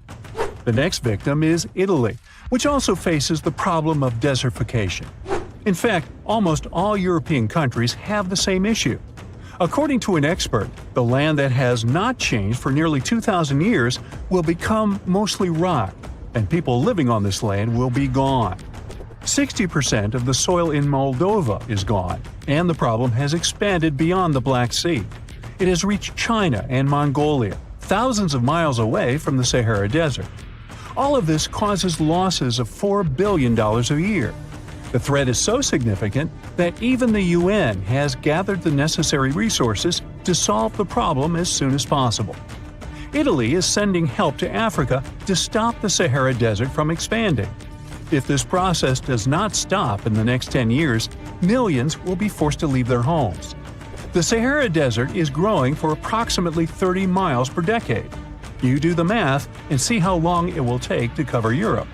Since 1920, the Sahara has expanded by around 10%. But not all hope is lost because more than 172 countries have joined to put a stop to the desertification of the world.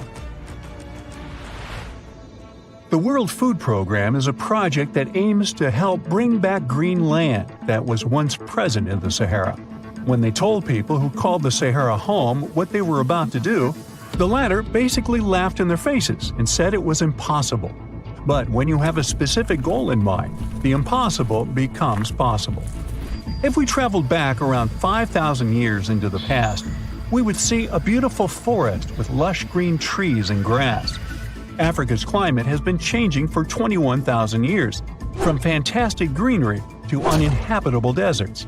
This has to do with Earth's rotation and the monsoons that bring water to this dry continent. But with the help of scientists and some clever tricks, we can bring the greenery back and stop the Sahara in its tracks. The Senegal River serves as a border between the Sahara Desert, Senegal City, and Mauritania. When you look at this area from space, you'll see how the desert is expanding to Senegal because the vegetation along the riverbank is almost non-existent.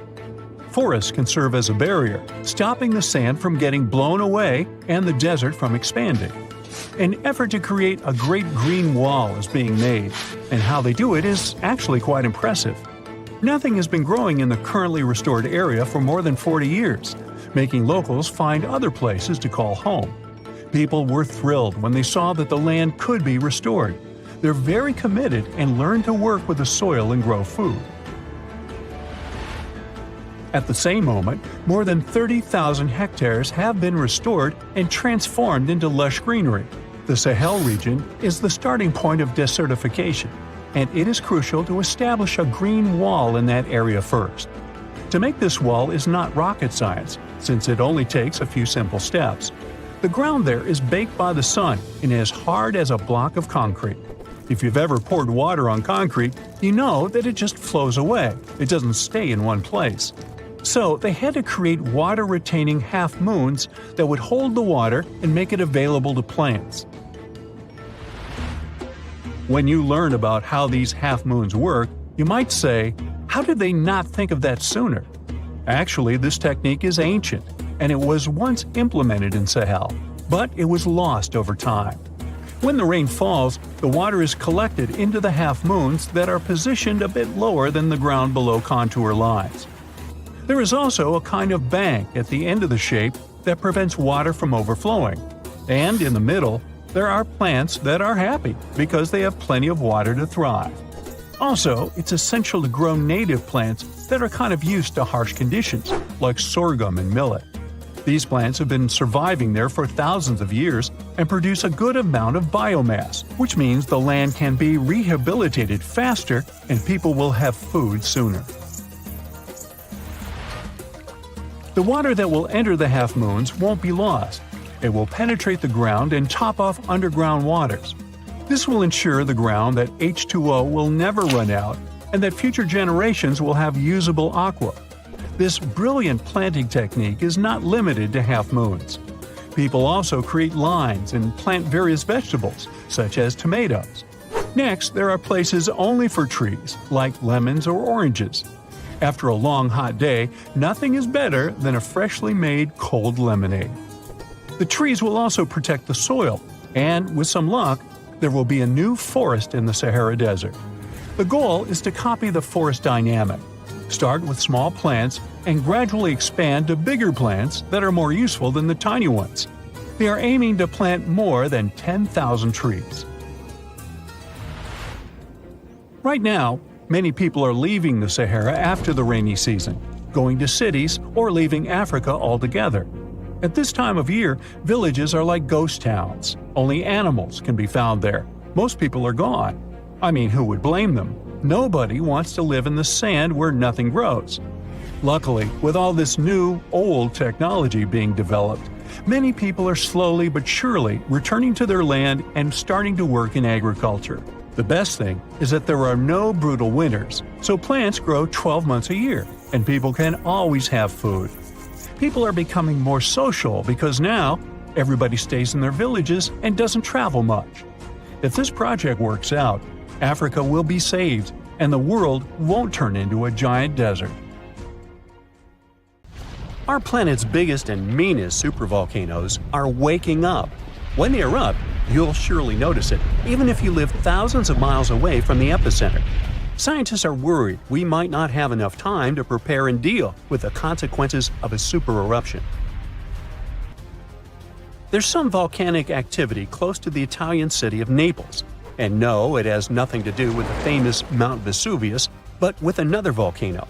This one is harder to see as it doesn't have a tall peak like Vesuvius. But don't let this bad guy trick you. It could be way more dangerous than its giant neighbor. It does have a huge crater that's about 8 miles wide. This volcano is called Campi Flegrei, and it's actually one of the largest volcanoes in Europe, sitting under the town of Aswali. So, Campi Flegrei erupted 39,000 years ago with a bang so massive it spread ash across the whole Mediterranean region. It also caused the temperature to drop by over 16 degrees Fahrenheit across Eastern Europe. It was the biggest volcanic eruption in Europe in 200,000 years. Since then, Campi Flegrei has had smaller eruptions, and the last one happened in 1538. Now the area is full of small craters, hot springs, and bubbling pools, and they're all proof that this volcano is still very much alive and brewing something. Since the early 2000s, the ground in the giant crater and the town nearby have been slowly rising by about 1 to 1.5 inches every year. There were at least 150 earthquakes that shook this supervolcano lately. In May 2024, there was a 4.4 magnitude in the area, the biggest in the last 40 years. Residents had to leave their homes and camp outside, fearing there would be more earthquakes. No one knows how Campi Flegrei is going to behave in the following months or years, but the authorities are organizing evacuation exercises to prepare the population just in case. The Italian volcano looks like an innocent kitten compared to the real giants like Yellowstone. For a volcano to deserve the title of a super one, it must be able to produce catastrophic scale eruptions and eject huge amounts of magma, ash, and volcanic gases. The Yellowstone giant meets these criteria. Even though it moves from time to time, the Yellowstone supervolcano hasn't erupted for 640,000 years. But when it does wake up, it might erupt with incredible power, about the same amount as 10 huge nuclear power stations can produce. Under the ground, beneath Yellowstone, there's a super hot area full of molten rock called magma. As more magma moves into a big space called a magma chamber, the ground above starts to swell or rise. When the magma cools down, the ground falls. Between 2004 and 2009, the ground at Yellowstone rose by almost 10 inches, but then it started to slowly go back down in 2010. Scientists aren't sure if it's going to erupt anytime soon. There's also another big volcano called Long Valley in California that has been active since 1980, and it can be a really big threat.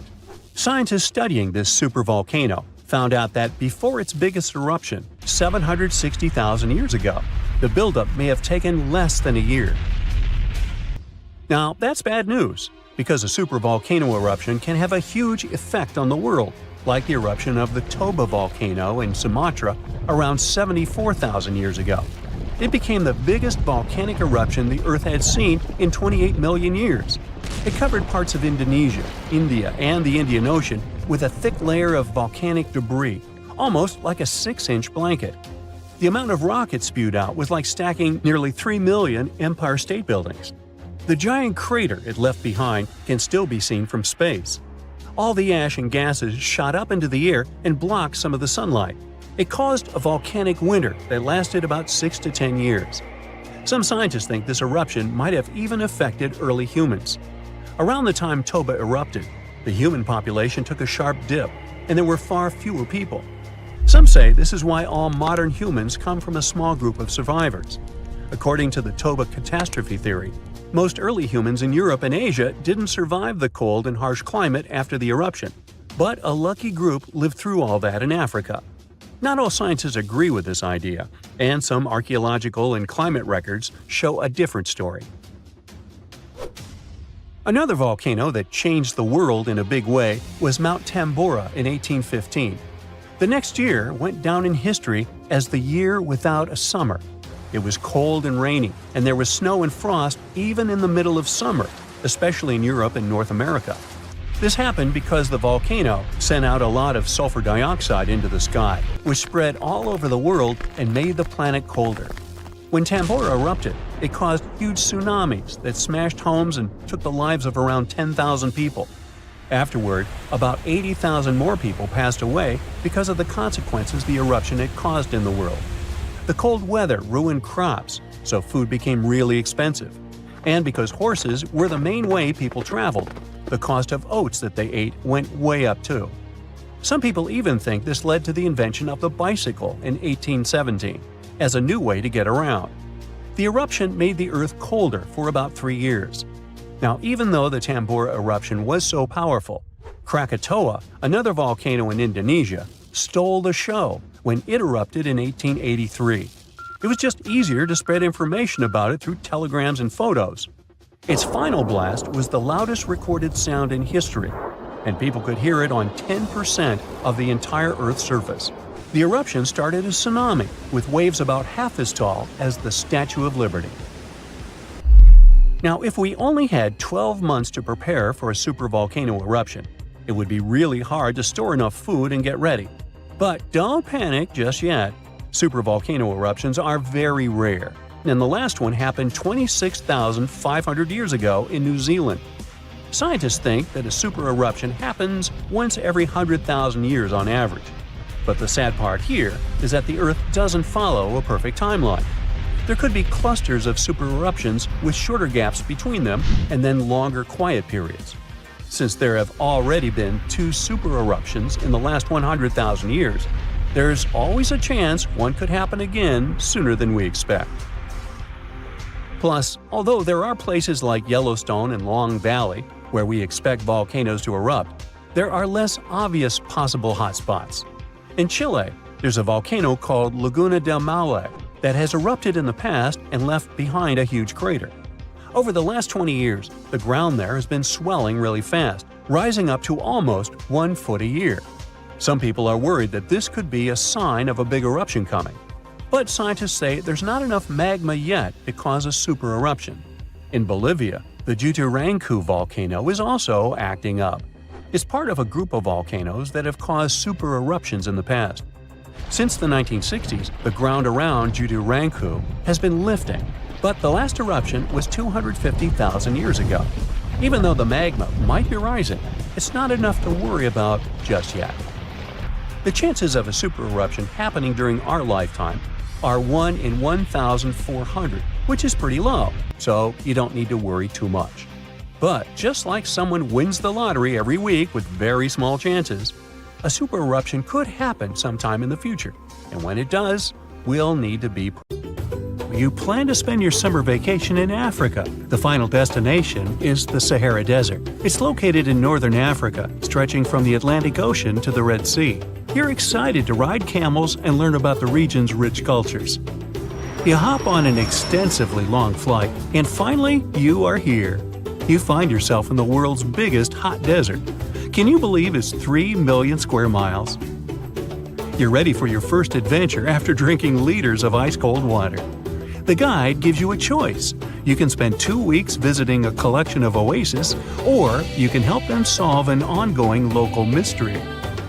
Deep into the desert, near this Algerian town, lies a mystery begging to be solved. A collection of huge, spotted circles in the sand. There are dozens of them, stretching for miles in a straight line. The circles were first identified via Google Earth images several years ago. People have debated them for years, but no one seems to know the answer. The strange thing is that they are so many miles away from any towns, roads, or human activity. The quickest way to discover the truth behind the circles is asking questions. You grab your notebook and set out to talk to locals. Everyone is helpful in this scenario: geographers, anthropologists, elders, and historians. The first person you talk to is a map expert. You need to understand if those circles were authentic or a satellite glitch. You end up interviewing the people who take Google Earth satellite pictures. The circles are really there. They appear in multiple pictures from many years. Then, let's understand why they are there in the first place. After 2 days of interviews, you have your first lead. The circles could be the result of oil activity. Experts explained why this would make sense. Algeria is a rich area for natural resources, so this would be a sensible guess. Usually, to find out if there is anything worth extracting, companies would undertake seismic surveys. Seismic surveys are a way of analyzing the Earth's surface by sending shock waves into the ground. Depending on how these waves bounce back, you'll know what is located there. A special vehicle could have marked the soil that way. So, did we unravel the mystery? Not quite so. As you know, the Sahara Desert is one of the driest areas on the planet. The average high temperatures in summer are over 104 degrees Fahrenheit. To survive there, people need to find ways of accessing water. So, these circles could be a kind of ruin or leftovers from ancient water wells. Again, I'd say this is a sensible guess. Ready for some fact-checking? Some anthropologists agree that these circles could be ancient fogueras. Foguera is the name of a 2,500-year-old style of irrigation system, usually found in northern Africa. It is also known as a qanat in other places in northern Africa. Locals would dig a deep well at an elevated point, deep enough to tap into underground water. They would then dig parallel shafts at regular distances. Then, they would dig an underground channel that connected the city to the well. Solely with the help of gravity, water would run from the well to the city. This traditional technology provided water for crops, livestock, and humans. Now, let's say these wells made human-made oases possible. Even the closest municipality name was an indication that this could be true. The name Fogueret Essaouira is actually named after Fogueras, these ancient wells.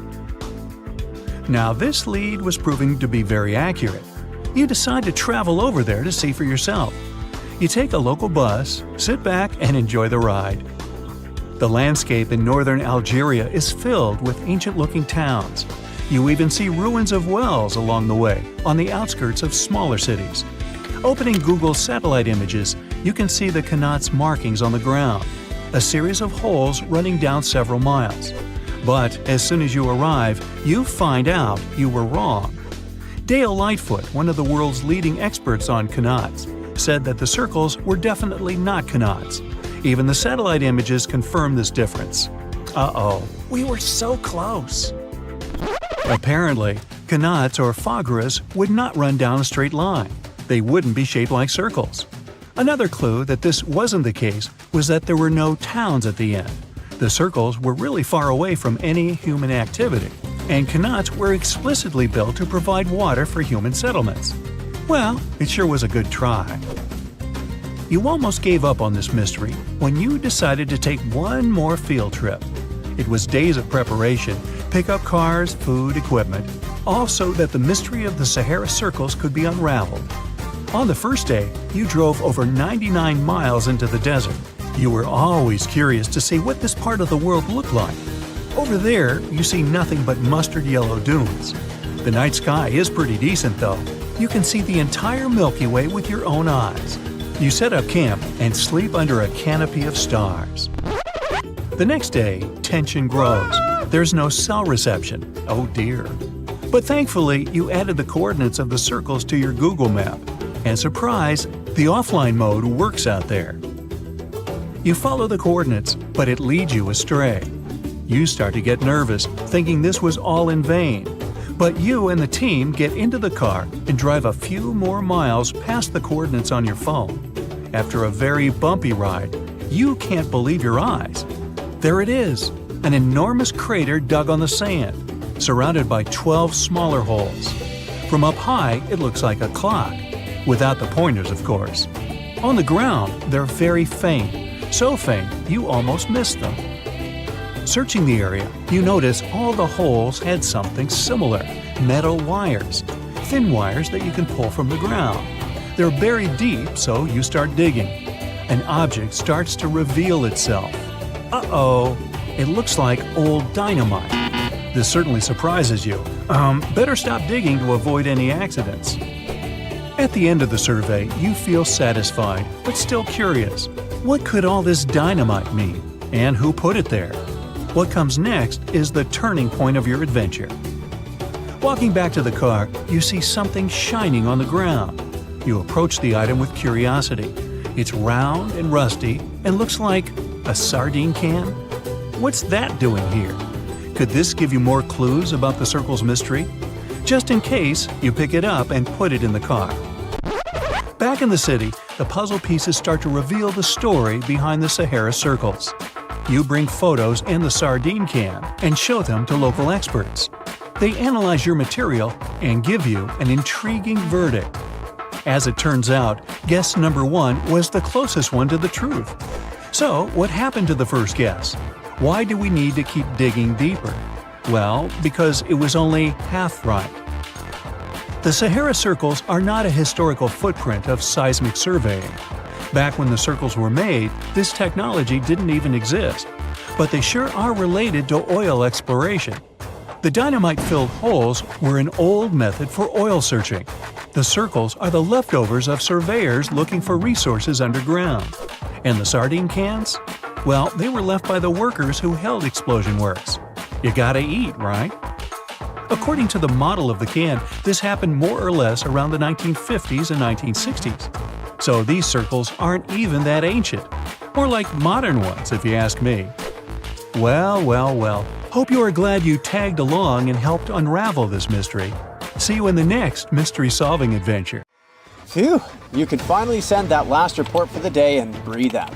The weekend is around the corner. But just when you're about to hit send, you're alarmed by the low rumbling under your desk. Is it the light rail passing by? Unfortunately, that's not the case. It's a volcano speaking. What, here? In Arizona? That's right, the ground keeps shifting under Arizona, reminding us that Earth is alive. No panic though, let's arm ourselves with some context. 20 American states have extinct, active, and dormant, currently sleeping, volcanoes. Among such states, you can find California, New Mexico, Nevada, Utah, and Colorado. On the bright side, Arizona's volcanoes are dormant at the moment, but it doesn't mean they won't go off in the near or not so near future. Now, how about traveling to Arizona to check the traces of its active volcanic past? They dot the desert landscapes of this state like spots dot a Dalmatian. There are entire volcanic fields southwest of Phoenix, east of Douglas, near Flagstaff, north of Kingman, and near the Mexico border. The most worrying thing about these fields is that even though they're not active at the moment, eruptions in this region might happen every 1,000 years or so. Well, the time seems to be up. The last powerful and destructive volcanic eruption occurred around 1,000 years ago at the Sunset Crater. Oh, this place is worth paying more attention to. And we will, but a bit later. First, we have to talk about hotspots. No, not that place where you can surf the web. In our volcanic context, a hotspot is a place where insane amounts of heat melt the overlying crust, Earth's thin outer layer, and form volcanoes. This heat rises from the mantle, which is located between our planet's dense, superheated core and the crust. Want to see an example of this type of volcanism? Welcome to the Hawaiian Islands.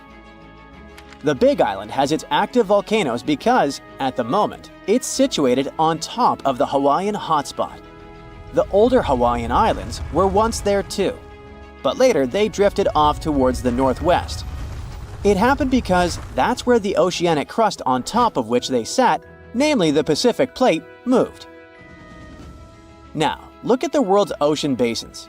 Yes, they're literally dotted with islands that sit on top of hotspots, like Hawaii, Iceland, Samoa, the Galapagos. Those are probably the most famous examples. But don't think that continents can't host hotspots. They can, but those are far less common. One of the most famous continental hotspots is, I bet you know it. Yep, the one beneath the Yellowstone caldera. By the way, the caldera is a vast volcanic crater, especially one formed as a result of a massive eruption that led to the collapse of the mouth of a volcano. The Yellowstone hotspot is basically the creator of Old Faithful and the rest of the hot springs and mud pots for which the national park is famous. Speaking of Old Faithful, let's make a small detour and pay more attention to this wonder of nature. It's one of the most well-known geysers in the world. People have been coming from all over the globe to see it for more than a century. The cool thing about this geyser is that the likes of it can only form under very specific conditions. That's why they're pretty rare. Magma under the surface superheats pockets of underground water. The pressure there keeps growing until it eventually pushes the water upward with immense strength. A certain volcanic rock with a high silica content lines the tunnel through which this water escapes. Basically, it creates a unique pipe that can withstand unbelievable pressure and heat created by the water erupting above the ground. Old Faithful was the very first named geyser in Yellowstone. If you come to visit it expecting the thing to erupt every hour on the hour, you're gonna be disappointed. On average, Old Faithful erupts every 91 minutes or so, which isn't that bad either. Plus, you can download a special app which will provide you with the approximate time of the next eruption. But be very careful while visiting and stay away from the site. The water erupting from the powerful geyser reaches 204 degrees Fahrenheit. The steam is even more scorching, up to 350 degrees Fahrenheit. It's hot enough to bake a cake. But let's get back to our volcanic hotspots. Scientists still don't clearly understand why there aren't many hotspot volcanoes on continental crust. One reason might be that the continental crust is much thicker than the oceanic crust, which is about 4 times as thick on average. Another reason could be that most of Earth's crust, about 2/3 of it, is oceanic. This means that there's less continental crust for hotspots to form under. Now, I bet those of you living in Arizona will appreciate the following info. We'll talk about a volcanic field right in the heart of this state, the San Francisco Volcanic Field. That's a massive area filled with over 600 volcanoes. Yes, they're mostly small, but it doesn't make them any less impressive. They're scattered across 1,800 square miles in northern Arizona, a giant territory. Interestingly, scientists are still debating about whether this volcanic field is actually sitting on top of a hotspot. But one thing they agree upon: the volcanoes in this area get younger as you move east. And this pattern matches up with the North American plate moving west over what could be a stationary hotspot beneath the surface of our planet. Cool, huh? The volcanic hullabaloo in that area started around 6 million years ago. So, in geological terms, it's relatively young. As for the most recent eruption, it happened less than 1,000 years ago. The Sunset Crater, which I mentioned before, the one near Flagstaff, is the most famous vent from that eruption. The Sinagua people had to leave their homes at Wupatki Pueblo because of the eruption. That site is now part of the Wupatki National Monument. There, you can see how people lived in this volcanic region many years ago. If you go to explore this area, you'll notice that most of the volcanoes there are basalt cinder cones, small and steep. The Colorado Plateau has quite dry weather conditions. That's why the volcanoes haven't worn down much. Some of the best examples of those cones, like this one, called the SP crater, still look like they appeared yesterday. But look around. It's not just cinder cones.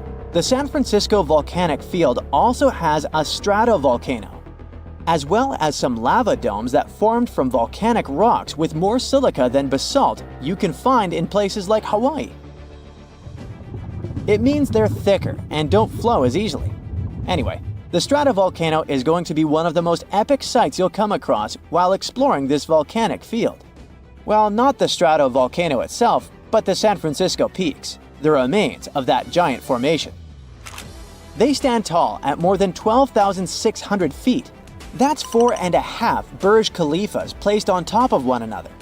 It makes the peaks some of the biggest landmarks in northern Arizona.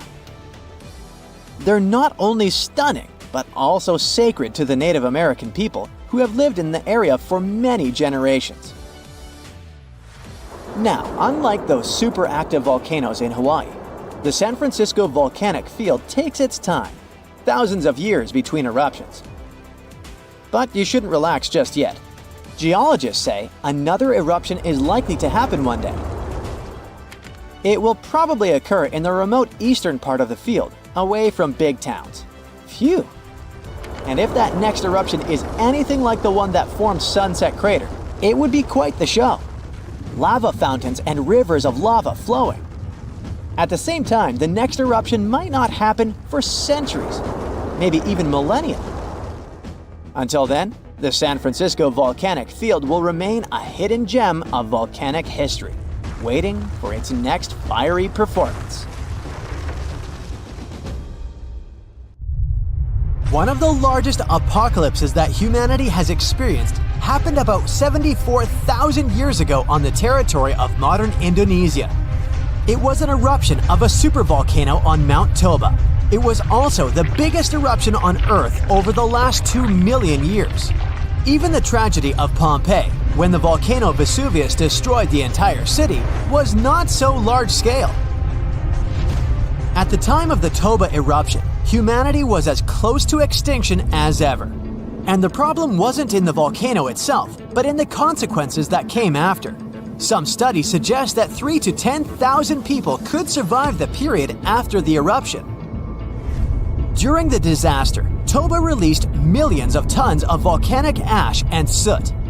This cloud spread across the sky, blocking the sun in India, Indonesia, and over the Indian Ocean. Some scientists claimed the world had been plunged into volcanic winter for several decades. Take a look out the window in cloudy weather. Do you see how gray clouds cover the sky? But still, clouds let the sunlight pass through. It was much worse during the Toba eruption since sulfur dioxide in the volcanic ash reflected sunlight. Dust and ashes didn't settle for a long time. Perhaps they flew all over the planet, destroying many living things. A lot of plants couldn't survive because of the lack of sunlight. Also, Earth's temperature dropped by several degrees, which led to new disasters. In today's modern world, the temperature doesn't affect residents of our cities that much. But for nature, even minor changes may entail catastrophic consequences. For example, plants and insects can live at the same temperature for thousands of years, but a sharp cold snap destroys them. This leads to the fact that almost all animals don't get enough food to feed their offspring. The population of all creatures in the wild is dropping. The ancient people of that time survived by hunting herbivores and gathering berries, fruits, and mushrooms. But the eruption destroyed almost all of it. Also, a lack of light caused a lack of vitamin D. As a result, people were starving and they also were pretty depressed. However, some scientists think that many people survived this period quite easily, especially those who lived on the coast of South Africa. The ocean received the most minor damage from the disaster. The tribes who lived near the water caught a lot of fish. Both versions haven't yet been proven. Scientists still try to build an accurate picture of human development after this volcanic apocalypse. About 50,000 years after the Toba eruption, when the sun had finally passed through the gray clouds and the ash settled on the ground, nature and people began to restore the previous balance. But the warm times quickly didn't start as the Ice Age had already begun, and this problem was much more severe, as it lasted for thousands of years. Decreased solar activity and planet orbit changes led to strong temperature drops.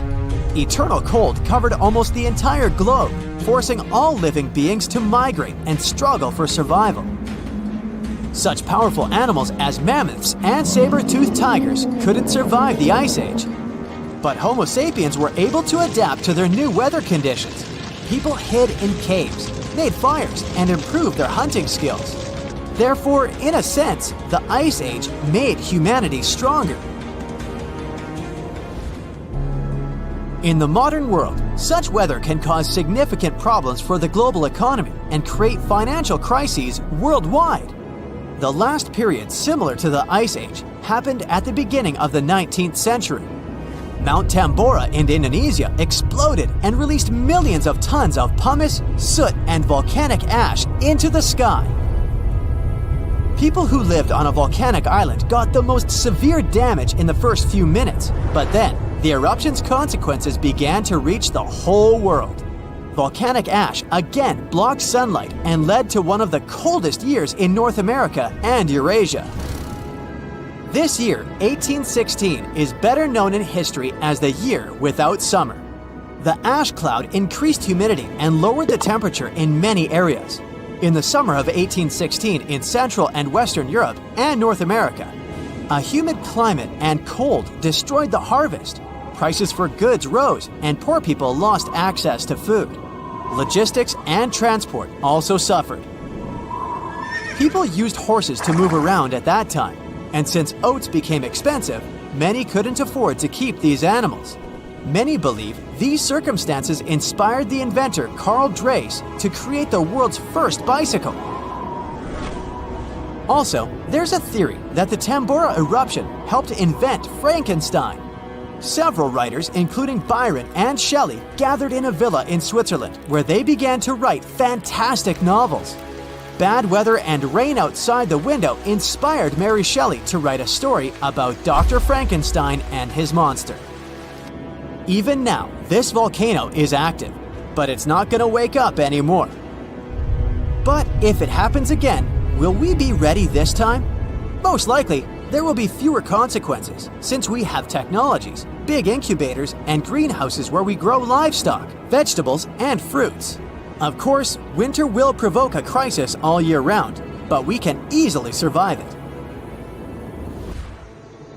In the 1930s, another disaster occurred, but this time it was caused not only by nature, but also by people. At that time, many countries were heavily dependent on crops. Vast territories were sown with them. People were engaged in excessive farming. Therefore, when a severe drought began, the soil was quickly depleted. The ground ran out of nutrients necessary for the growth of wheat and corn. This led to the fact that the top layer of soil was turned into tiny dust. Then, west-easterly winds hit such states as Colorado, Nebraska, Texas, and Oklahoma. They rose the dust into the air and formed thick clouds. This period is considered the most challenging time of the Great Depression. It's the Dust Bowl. It lasted 8 years and forced many people to leave their homes and move to other states. Dust storms got so strong that they blocked the sun in Washington, D.C. Whole cities were covered with rain from sand, which caused problems with breathing. Even the captains of ships sailing in the Atlantic Ocean reported polluted air.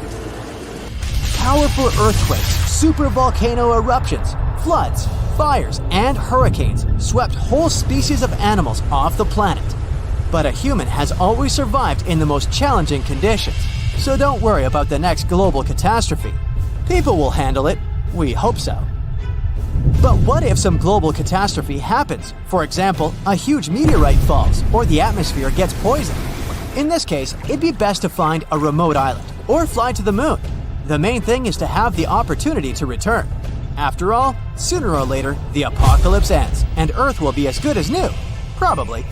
Another option is to live in an underground bunker with large reserves of food and oxygen. About 8 billion people are living in the world. For humanity to prosper again after the apocalypse and restore its population, 1 to 500 people will be enough. There have been cases in world history when small tribes numbering a few hundred people have lived for centuries and even millennia. However, to do this, you'd have to leave megacities. Big towns only import food. They're heavily dependent on farm fields and crops. During some global catastrophe, no one would give food to the cities. Hunger would lead to complete chaos. To live well, people would need to escape from their towns and repeat the practice of those who lived in the early Neolithic period. It was about 12,000 years ago, just after the end of the last ice age. People at that time lived separately in small villages. The population of each of them was from a couple of hundred to 1,000 people. They lived independently, provided food, and made big families. In fact, it's not such a bad option after the apocalypse to grow vegetables on a small farm, eat healthy food, and enjoy nature. Mirror check. You've got your beige parka on. Your chisel is packed. and your overnight plane ride to Saudi Arabia is booked. You know what this means, right? Unfortunately, you weren't cast in the remake of Dune. It just means that you're ready to go explore the world's largest desert areas in the hopes of uncovering prehistoric secrets about our ancestors. Let's get one thing straight. If you ever thought that deserts were empty spaces, think again. They might be filled with sand as far as the eye can see, but they also hold a lot of history, you know, because before humans settled down in cities and towns, we were nomadic people, and we traveled all around the globe looking for food, water, and shelter. So we had to come up with some interesting stuff to survive. Like this thing that was found in the desert of Saudi Arabia. Do you have any idea what this could have been? Over many years, scientists have discussed the origins and use of huge structures such as these ones. It seems our Neolithic ancestors were way smarter than we gave them credit for. They didn't spend all their hours around the fire carving weapons out of stone. No, they were also practicing their architectural skills. These huge stone structures are called desert kites, because if you look at them from a distance, well, they sort of look like kites. Archaeologists have arrived at the consensus that these kites were used to lure animals in. This way, it would make it easier for our ancestors to guarantee their week's food. But that's not all. Take a look at these monolithic structures right here. They show us that our ancestors probably drew on rocks, the blueprint of what they were going to build on the ground. Just like modern-day architects, desert kites could be miles long, so they drew out a plan before actually building them. The most surprising feature of all is that these kites were built even before things such as Stonehenge. We're talking around 7,000 to 9,000 years ago. Over the last decade, scientists have been able to identify over 6,000 desert kites spread across the Middle East and West and Central Asia. If you don't think this huge, try building something this large without the help of any drones. It looks like a pretty difficult feat to me. And apparently, Saudi Arabia's desert is filled with more amazing things. Scientists have found mysterious stone structures that are older than the pyramids of Giza in Egypt. So of course, you can't wait to go check that out. Can we all agree that carrying around heavy rocks to build a pyramid without the help of modern technology sounds absurd? I mean, how on earth did they do it? Now imagine turning back the clock about 2,000 years into the past and finding humans that built similar gigantic structures in isolated areas. Take a look at these so-called mustadals. They are rectangular structures built from piled-up stones, found over 77,000 square miles. Some archaeologists believe that these monuments were used for ritualistic purposes, maybe processions of some kind, where people would walk from one end of the plateau to the other. I'd be down for that. Now let's move on to another deserted area. We're entering the world-famous Sahara Desert landscape. Isn't it beautiful? Here, you're about to unravel an ancient mystery, something that took years for researchers to solve. Fun fact, the Sahara Desert is the world's largest hot desert. It spans over 3 million square miles, which would be like putting 1,000 times the country of Hawaii next to each other. We say it's the largest hot desert because the world's largest desert area is Antarctica. But we all know temperatures over there are freezing, not the typical image of when we think of a desert. Deep into the desert, near the Algerian town of Fougeret et Zoua, something strange was found. For decades, these tiny dots appeared on images of Google Earth, but nobody could explain what they were. Some scientists were sure that these circles are the result of oil activity in the region. Others guessed that these were ancient fogeras or ancient water wells. There are dozens of them, stretching for miles and miles in a straight line. The strange thing is that they are always far away from any town, road, or human activity in general.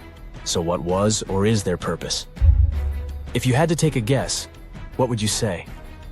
Remember we talked about how our ancestors had to be creative in order to survive in the desert? Let's try to walk in their shoes for a minute. Imagine you're a nomadic hunter-gatherer living in a desert area. You spend your days basking in the hot sun, trying to count all the grains of sand around you. But you also need to eat and drink water. But how on earth do you get water in a desert? Sure, you can hope to keep running into oasis every week or so, but that seems a bit risky, doesn't it? That's why North African people invented the so-called fogeras. The fogeras are a 2,500-year-old irrigation system. Locals would dig deep wells in elevated areas, wells deep enough to tap into underground water. Then, they would dig parallel shafts at regular distances. This way, the water would flow from the main well down into all the shafts and irrigate entire areas. Travelers could stop by the shafts and quench their thirst. They could also raise livestock and tend to crops. Pretty clever, huh? As much as these holes did look like fogaras, a little bit of research would show you that they're not. You see, these shafts were built in a line, and not in a circular shape like the ones we're looking at now. So maybe it has something to do with the second option? Maybe these desert holes were related to oil activity in the region? Let's have a look at the holes up close and personal. From Google Earth, they don't seem that big, but in real life, they are huge craters. The tip to uncovering what they are is hidden beneath the sand. If you were one of the researchers originally uncovering the truth behind this mystery, you would have found something unique hidden in the sand. Old dynamites and vintage sardine cans. Putting the pieces of the puzzle together, scientists found that these sardine cans were a model from the 1950s and 1960s. It seems that entire teams from that decade would camp out while they surveyed the area for oil. And what about the dynamites? These were used for seismic surveying. This is an old technique, used to identify if there is oil and gas beneath the Earth's surface. Still in North Africa, you find out about another desert mystery worth exploring. Near the city of Tiaret, southwest of Algeria's capital, one runs into 13 peculiar monuments. These structures are also called jedars, and yes, I am aware of how much that may sound like a Star Wars reference. They are pyramid-like in their shapes, and as far as scientists know, they were used as final resting places for the people who lived in the region. Can you guess who these were? Most likely the Berber nomads. And since we're talking about ancient stuff, they were probably built between the 4th and 7th centuries CE. Once scientists began to explore the insides of these monuments, they found they were pretty big inside. They found large underground vaults, chambers, and labyrinth-like corridors that gave way to over 20 compartments. It could take you up to 2 hours to walk around in them, and apparently our ancestors also used its walls to depict images of animals and hunting scenes. There's no definite proof of what these jedars were used for, though. This is so neat, huh? I'm sure that our world's desert is filled with many more mysterious things for us to unravel. I guess I'll see you next time so that we can continue our explorations. You're flying over the Sahara Desert in a small, light aircraft when you spot something truly weird. It seems to belong to a very different part of the world, the ocean. But what ocean can be huge enough for this monstrous sea star to dwell there? You descend and realize that it's not a sea star. It's a towering dune with a pretty unique shape, and it's not alone. From afar, these magnificent sand structures look a bit like pyramids. They have pointed tops and radiating arms. Called star dunes, they're the most complex and largest desert dunes in the world. They're the tallest of their kind, but that's not the coolest thing about them. Researchers have found similar formations on Mars and even on one of Saturn's moons, Titan. Star dunes aren't super rare, but they're especially widespread in southeastern Morocco, near the border with Algeria. That's where you're flying at the moment, and the breathtaking dune you're marveling at is Lela Lalia, probably the most famous of them all, a giant 330 feet tall. Scientists believe that it formed in less than 1,000 years. How about doing some research to find out more about these unusual formations? There, I see a great spot for landing. Star dunes got their name because of their multi-armed shapes. They form in areas where winds change direction throughout the year. But even though you can find them in different places on our planet, there is just one confirmed star dune in the rock record, the collective record of Earth's development reflected in preserved rocks. The star dune in question is in Scotland, and it's ancient, from about 250 million years ago. That's all we know about super old star dunes. Probably because we don't know what to look for to identify one. Another problem: star dunes often form in remote locations, which makes them extremely difficult to study. Imagine reaching the nearest settlement, then somehow traveling who knows how many miles to the dune itself, and then slogging up several hundred feet of shifting sand. I'll pass. But you can go since you've already landed, and the dune is right here in front of you. Currently, you're in a dune field called Erg Shabi. Lucky for you, This area has long become a popular tourist stop. Look, in the distance, there are hotels and even a good road. Scientists who examined Lelalalia before you used ground-penetrating radar to find out more about the sand formation. This equipment can detect the tiniest differences in sand grain sizes and water content under the surface of the dune. That's how you can create a picture of its interior layers. Look out! Phew, it was a close call. See this trench? The researchers dug such trenches to take samples of long-buried sands and then examined them. It's a pretty cool process. The thing is, while buried deep inside, the quartz in the sand accumulates radiation coming from natural sources within our planet. We can compare the grains of quartz to minuscule rechargeable batteries. They can store the energy they get from radiation.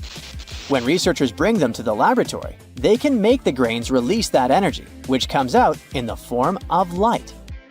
Scientists can measure the brightness and say when the sand enjoyed sunlight for the last time. Now, when those experts who dug the trenches looked inside Lelalalia, they were shocked. The enormous formation turned out to be very young, for a dune, of course. You'd expect a dune that is several hundred feet tall to be pretty old, like thousands or tens of thousands of years. But that wasn't the case. Well, at least not entirely. The upper part of the dune has turned 900 just recently. But look at the sand near the base of the dune. Yep, right there.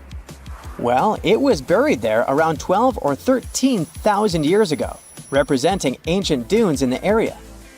Those good old dunes were active for a couple thousand years, and then something went wrong.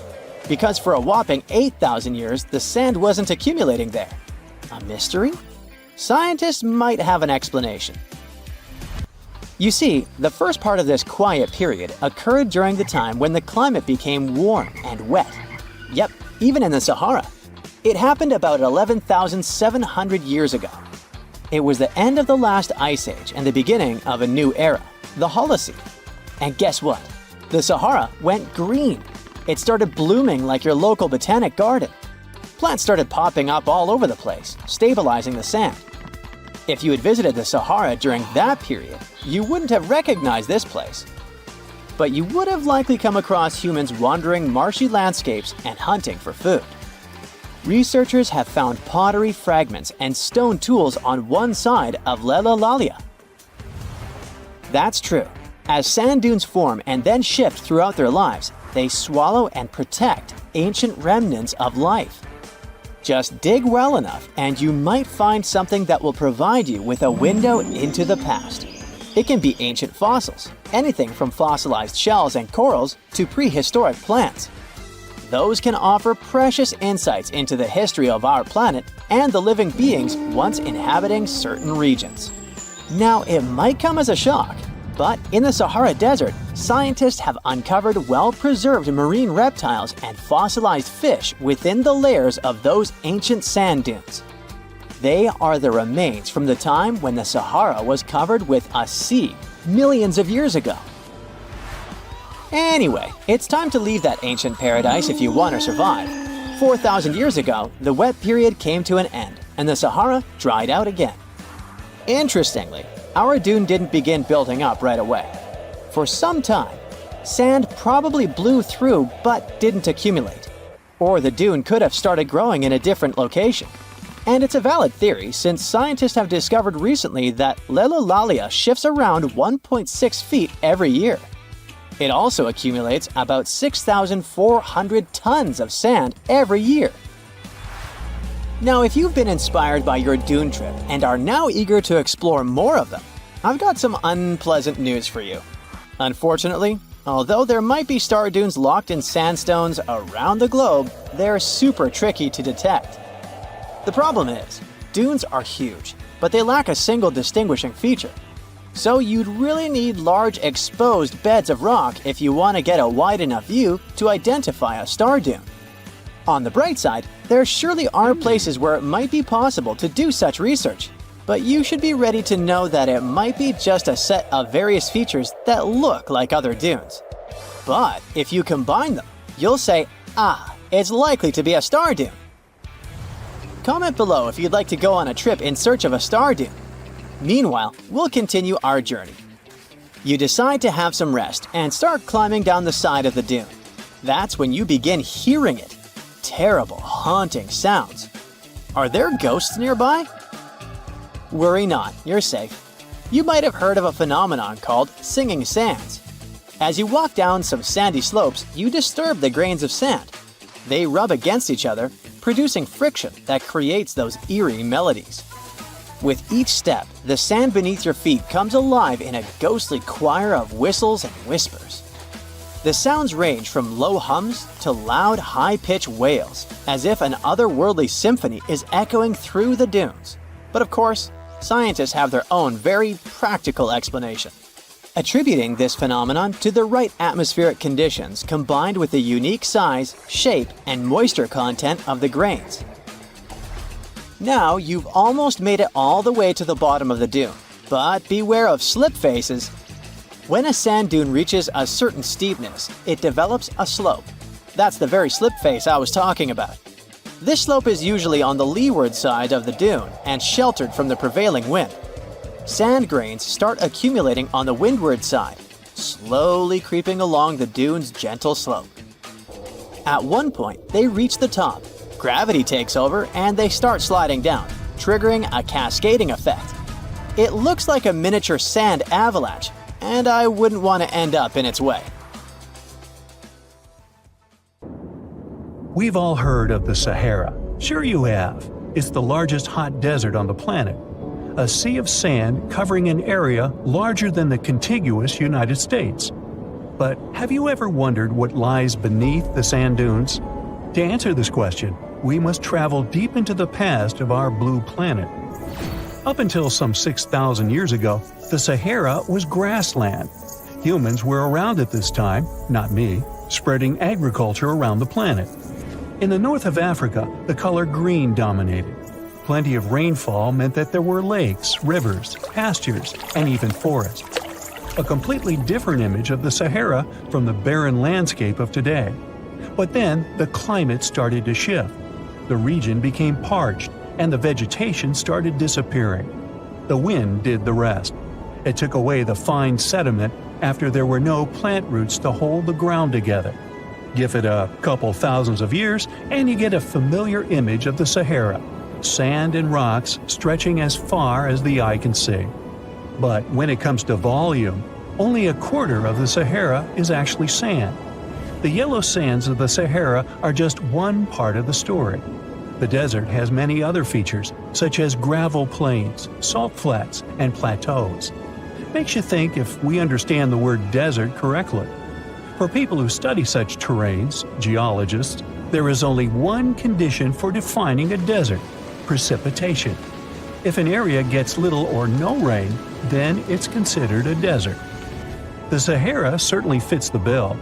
Its average annual rainfall is just 3 inches. Compare that to the nearly 45 inches a year in New York. When we look at precipitation, this sandy desert is only the third largest in the world. Number 1 and 2 are Antarctica and the Arctic. They are larger than the Sahara by millions of square miles. It sounds odd, but there is more than one type of desert. The first two are polar deserts, while the Sahara is a subtropical desert. But the difference in air temperature are staggering. In Antarctica's interior, temperatures plummet to minus 76 degrees Fahrenheit. Compare that to the highest temperature on record in the Sahara of 136 degrees Fahrenheit. But this desert has a cool side. At night, the temperature is roughly the same as the average yearly temperature in Denmark. This hot and cold roller coaster makes it hard to choose the right outfit when venturing into the Sahara. And what about the sand? How deep is it actually? The depth varies between 70 and 140 feet. That's not too deep. If you put the Statue of Liberty in a tall dune, half of it would still stick out of the sand. Its vast amounts in the Sahara were created by aeolian processes. That's Greek for wind. Over time, it blows and shapes the surface of the earth. In dry areas with sparse vegetation, winds erode the ground much faster. That's what happened in North Africa. Under all that sand is the bedrock and cracked clay. If you started digging, you would find the same everywhere on the planet, with one important difference. There is some type of soil covering the bedrock. This is not the case in the Sahara. Because of the arid climate and a lack of vegetation, sand covers the ground below. Over the course of thousands of years, a lot of interesting finds ended up in the desert sand. For example, there are petrified tree trunks. These are essentially preserved prehistoric trees. They date back to the time when the region was lush green. In some places, the trees of this fossilized forest are at least 65 feet tall. The wood is so well preserved that you can still see the texture and knots. There are even fossilized pine cones. In 1992, scientists found glass fragments in eastern Sahara. These canary yellow glass shards were scattered across hundreds of miles. They didn't belong to an ancient civilization, although ancient Egyptians used them to make jewelry. In fact, the breastplate of King Tut had a beautiful scarab beetle centerpiece made from this desert glass. For a long time, scientists were puzzled about the true origins of these fragments. They finally concluded that the glass was around 29 million years old. It is an impact tape. If that sounds like it has something to do with the word impact, you are correct. These rocks are formed when a meteorite hits the surface of the Earth. This generates a lot of heat. Scientists estimate that the temperature needed to melt this mineral was close to 3,000 degrees Fahrenheit. Apart from the regular fine-grained sand, we also have melted sand in the Sahara. But the desert conceals other unlikely artifacts. Shark teeth are a common find in Morocco, which sits in the western part of the Sahara. What are the fossilized teeth of these marine predators doing in the middle of the desert? This part of the world looked entirely different millions of years ago. There was a sea cutting right through what is now a desert. The Trans-Saharan Seaway ran the length of present-day Algeria and Mali. It was around 165 feet deep. That was enough for all sorts of aquatic animals to inhabit it. Large catfish, sea snakes, and of course sharks lived in the area. British archaeologists even unearthed a turtle shell in Mali in the 1980s. For centuries, there was even an entire city hidden under the desert. Timgad was a Roman outpost constructed by the Emperor Trajan around the year 100 in the current era. For various reasons, its residents abandoned it around the year 700. The sands of the Sahara soon engulfed the city. It had remained hidden for nearly 1,000 years. Then, in the 1700s, a Scottish explorer started digging out the city. His team first uncovered a sandstone triumphal arch 40 feet high, similar to the ones we can see in Rome and Paris today. An amphitheater soon popped out of the sand, and it was followed by well-preserved statues of Roman emperors. The Scotsman's find was so impressive that no one believed him at first. It took 2 more centuries for archaeologists to fully excavate the city during the 1950s. The site covers a surface as large as 10 polo fields. The ruins reveal the full mastery of Roman city planning. All the streets meet at a right angle in what is known as an orthogonal grid. You can find the same layout in modern cities such as New York. Historians estimate that during its heyday, 10,000 people called Timgad home. Different nationalities lived here, from Romans to people of African descent. Today, more than 2.5 million people live in and around the Sahara. They are spread across 11 countries in total, and their living space is growing. The desert is 10% larger than it was just a century ago. This process doesn't involve sand pouring out of the Sahara. The ecosystems on the edges of the desert simply change over time. The wind blows the soil away and vegetation dwindles. The perfect conditions for the formation of a desert landscape. These changes are happening in the Sahel, a region south of the Sahara Desert. That's why the African countries have recently come together for a project called the Great Green Wall. The primary goal is to stop the desertification of the Sahel and hold back the sands of the Sahara. Their plan is ambitious and involves planting a wall of trees from the west to the east of the African continent.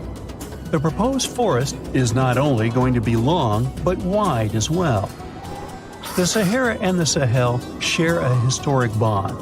Since antiquity, camel caravans have been making the journey from Africa's Mediterranean coast in the north to the savannas in the south. The golden age of this trade kicked off in the 9th century. The perilous journey took several months to complete. The route was 2.5 times longer than the length of the Grand Canyon. Explorers still find evidence of these ancient caravans hidden away under the sands of the Sahara.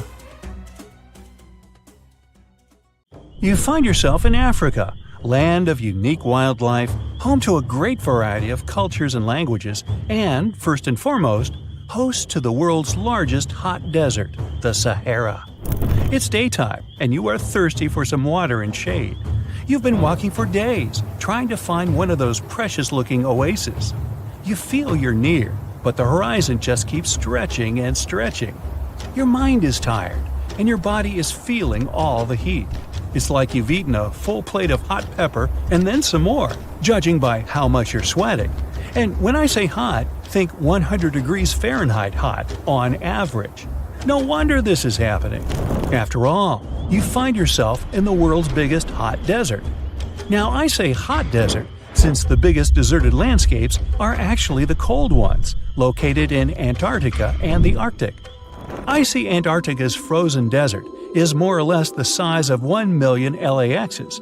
Yep, the Los Angeles International Airport. The Arctic Desert is just a bit smaller than that.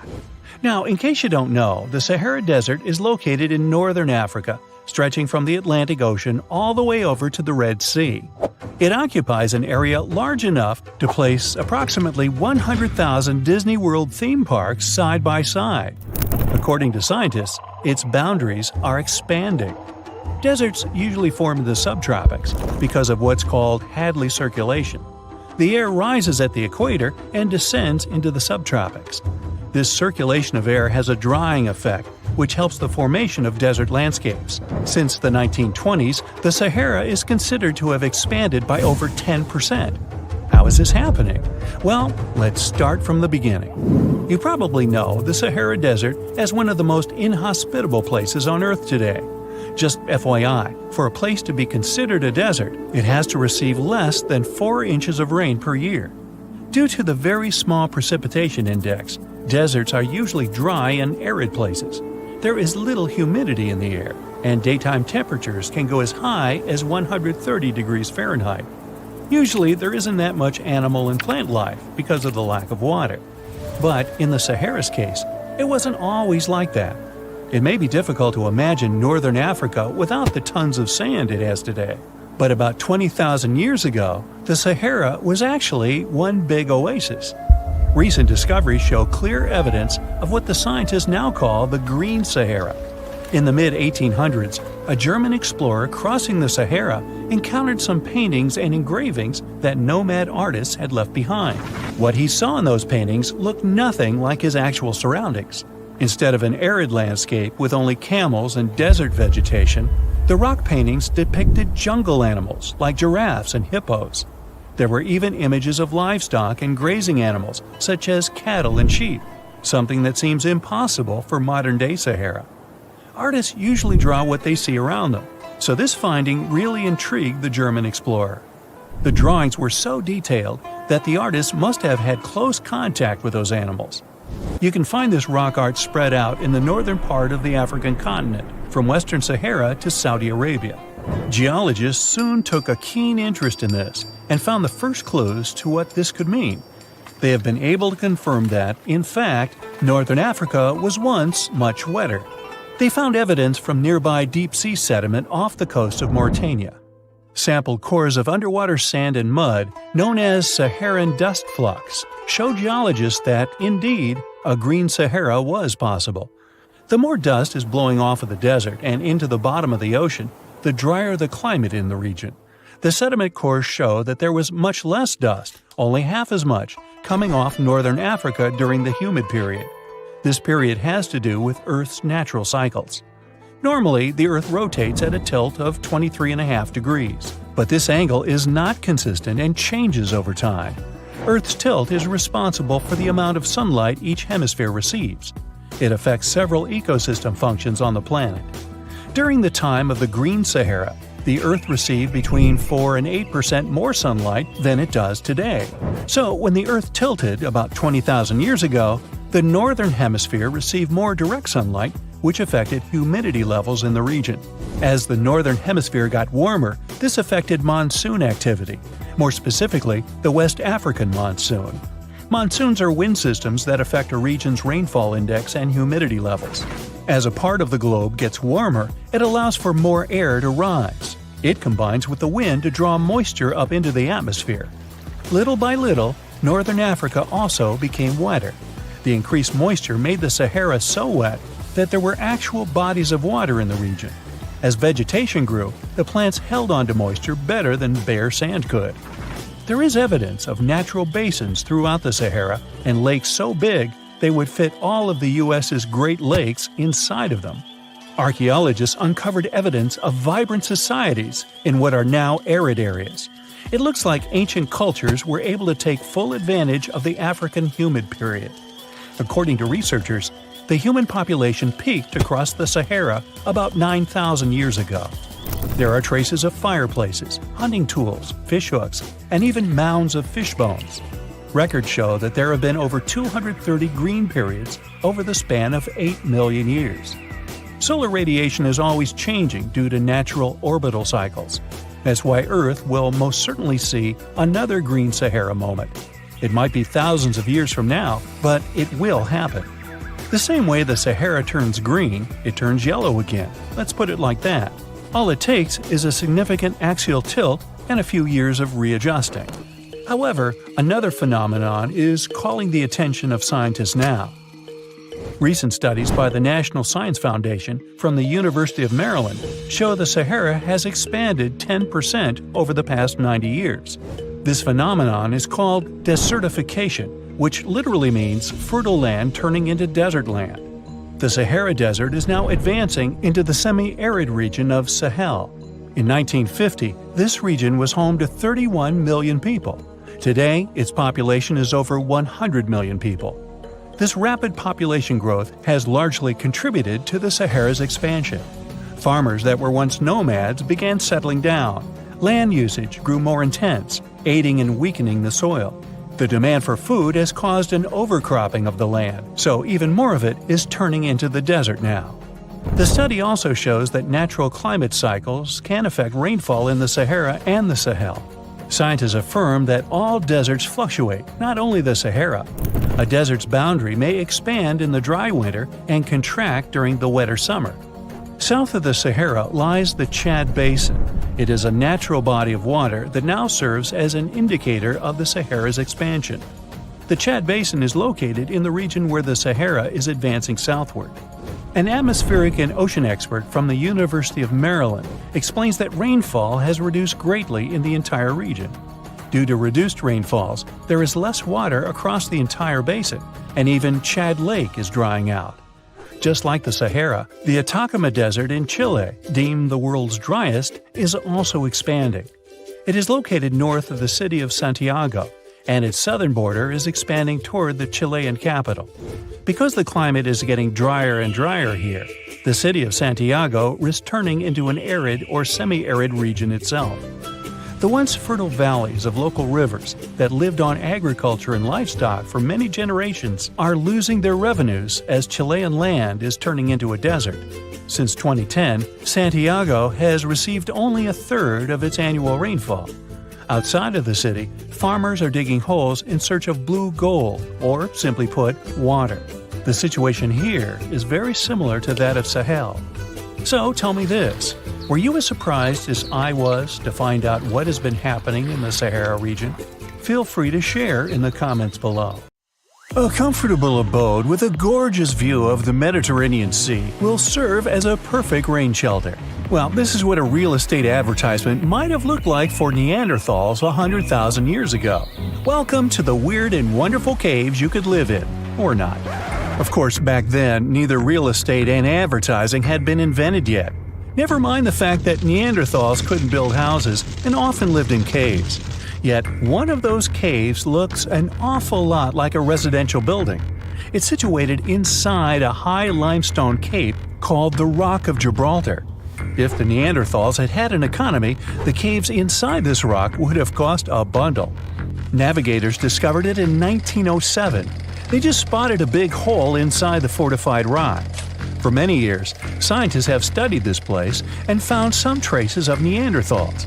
They discovered ancient tools in the cave and bones of old animals. But the coolest thing was, they found 4 caves inside the rock. It was like a residential complex. Neanderthals lived alongside neighbors and helped each other hunt and fish. They created feather decorations and painted abstract drawings on the walls. Imagine our ancient predecessors hanging out in these caves 100,000 years ago. And now, scientists hang out there and study the primeval past of Neanderthals in detail. At the end of 2021, archaeologists uncovered a gap inside one of the caves leading to an unknown tunnel. They crawled through this hole and opened a new space under the cave roof. This place has been closed off from the outside world for over 40,000 years. And it seems it was one of the most prestigious apartments in the entire mountain complex. It has high ceilings with ancient stalactites. The ruined stone curtains divided the apartment into several rooms. Scientists also found the remains of ancient animals and scratches on the walls.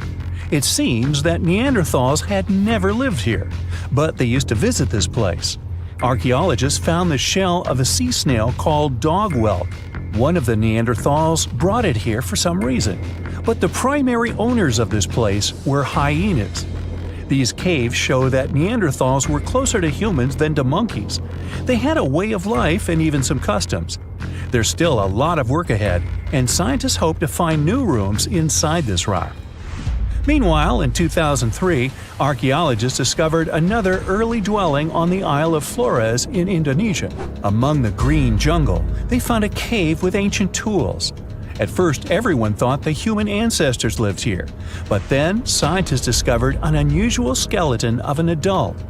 A thorough analysis showed the skeleton belonged to a 30-year-old woman, 3.5 feet tall, just above the waist of an average adult. The woman's weight was equal to the weight of an adult shepherd. The skeleton didn't belong to Neanderthals or Australopithecines. It was a new unknown species, which scientists called Homo floresiensis, or simply the Hobbit. Also, there were remains of unusual ancient animals in the cave. It was an elephant the size of a cow, some large storks, and giant rats.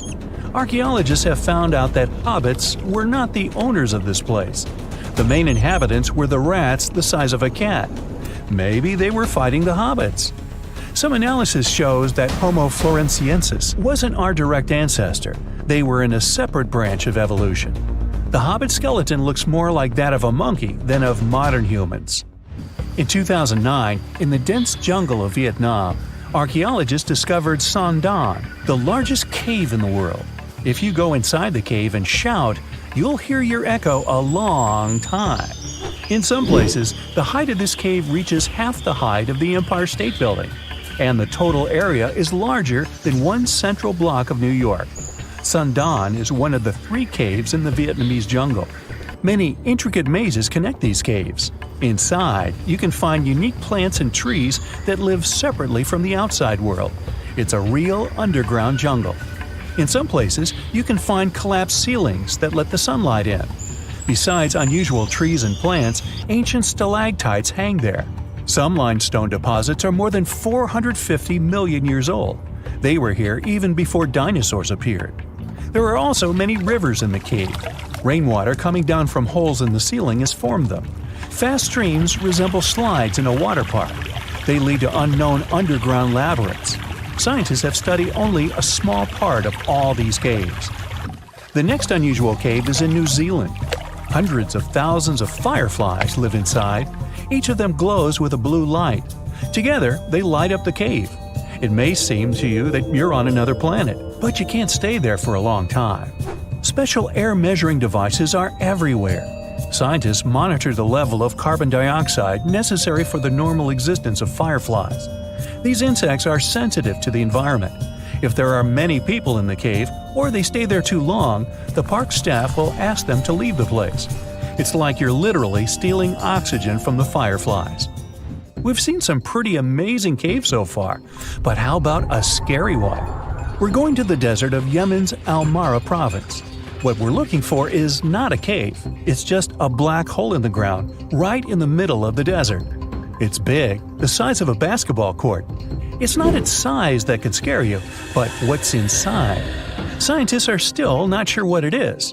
From the depths of this black abyss, a disgusting smell of rotten eggs constantly comes out, and sometimes you can hear some strange, frightening sounds.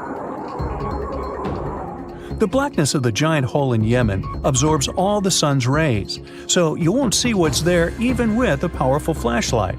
People flew over this place by helicopter. They filmed using drones and the most powerful lenses, but they didn't catch anything except darkness. It looks like a big ink spot in the middle of golden sand. The locals are afraid to approach this place. They believe the cave leads to another dimension where evil creatures live. At the moment, the giant hole in Yemen is one of the most poorly studied and mysterious phenomenon of nature. How did it appear? How old is it? Where does it lead? Scientists are trying to find the answers to these questions. There are theories that the hole appeared because of construction work. Geologists drilled the soil nearby in search of minerals. It could have caused fluctuations in the Earth's crust and collapsed the surface. But no one can prove this theory, yet. And now, imagine a place where sunlight has not penetrated for more than 5 million years. There's little oxygen, and it's cold and damp. Still, life is born in this place, not only microbes and bacteria, but also something bigger. The living conditions in this cave are very different from the usual ones, so, in a sense, this cave is like another planet. It's the Movil Cave in the southeast of Romania, near the Black Sea. The entrance is a small hole in the ground. Inside, a tunnel leads deep below the surface. The levels of hydrogen sulfide and carbon dioxide are above normal inside the cave. The air here is half as much oxygen as on the surface. People can't be here without an oxygen mask, but other creatures living here can. The cave is home to 48 species of living organisms. 33 of them are unknown. Here you can meet some unusual insects, white snails and white spiders, millipedes with huge whiskers, transparent shrimp, and unique species of leeches. They all live here thanks to the little bacteria autotrophs. They absorb carbon dioxide and release food particles. Bacteria feed on it. Other larger organisms feed on these bacteria, and some bigger organisms eat those little ones. In the end, everyone gets food. In this cave, evolution has created a biological system separate from the rest of the world. So, you might have heard that Yellowstone National Park is sitting on top of a giant supervolcano. That's the reason why the area can boast powerful geysers and hot springs. But it also means that underneath Yellowstone, there is an enormous magma chamber. In 2015, researchers from the University of Utah found out that this chamber was much bigger than everyone had previously thought. They even found one more reservoir with magma under the top one. Apparently, the more spacious the chambers are, the more magma they contain. Together, the two reservoirs store a glob of magma that could easily fill the Grand Canyon not once, but 11 times. But you know the most worrying thing about the magma chambers? They tend to push against the ground above them. As a result, the land in Yellowstone rises about 1 to 2 inches a year. On top of that, Yellowstone has the status of an active volcano, and its volcanic explosivity index, yes, there is one, is 8 out of 8.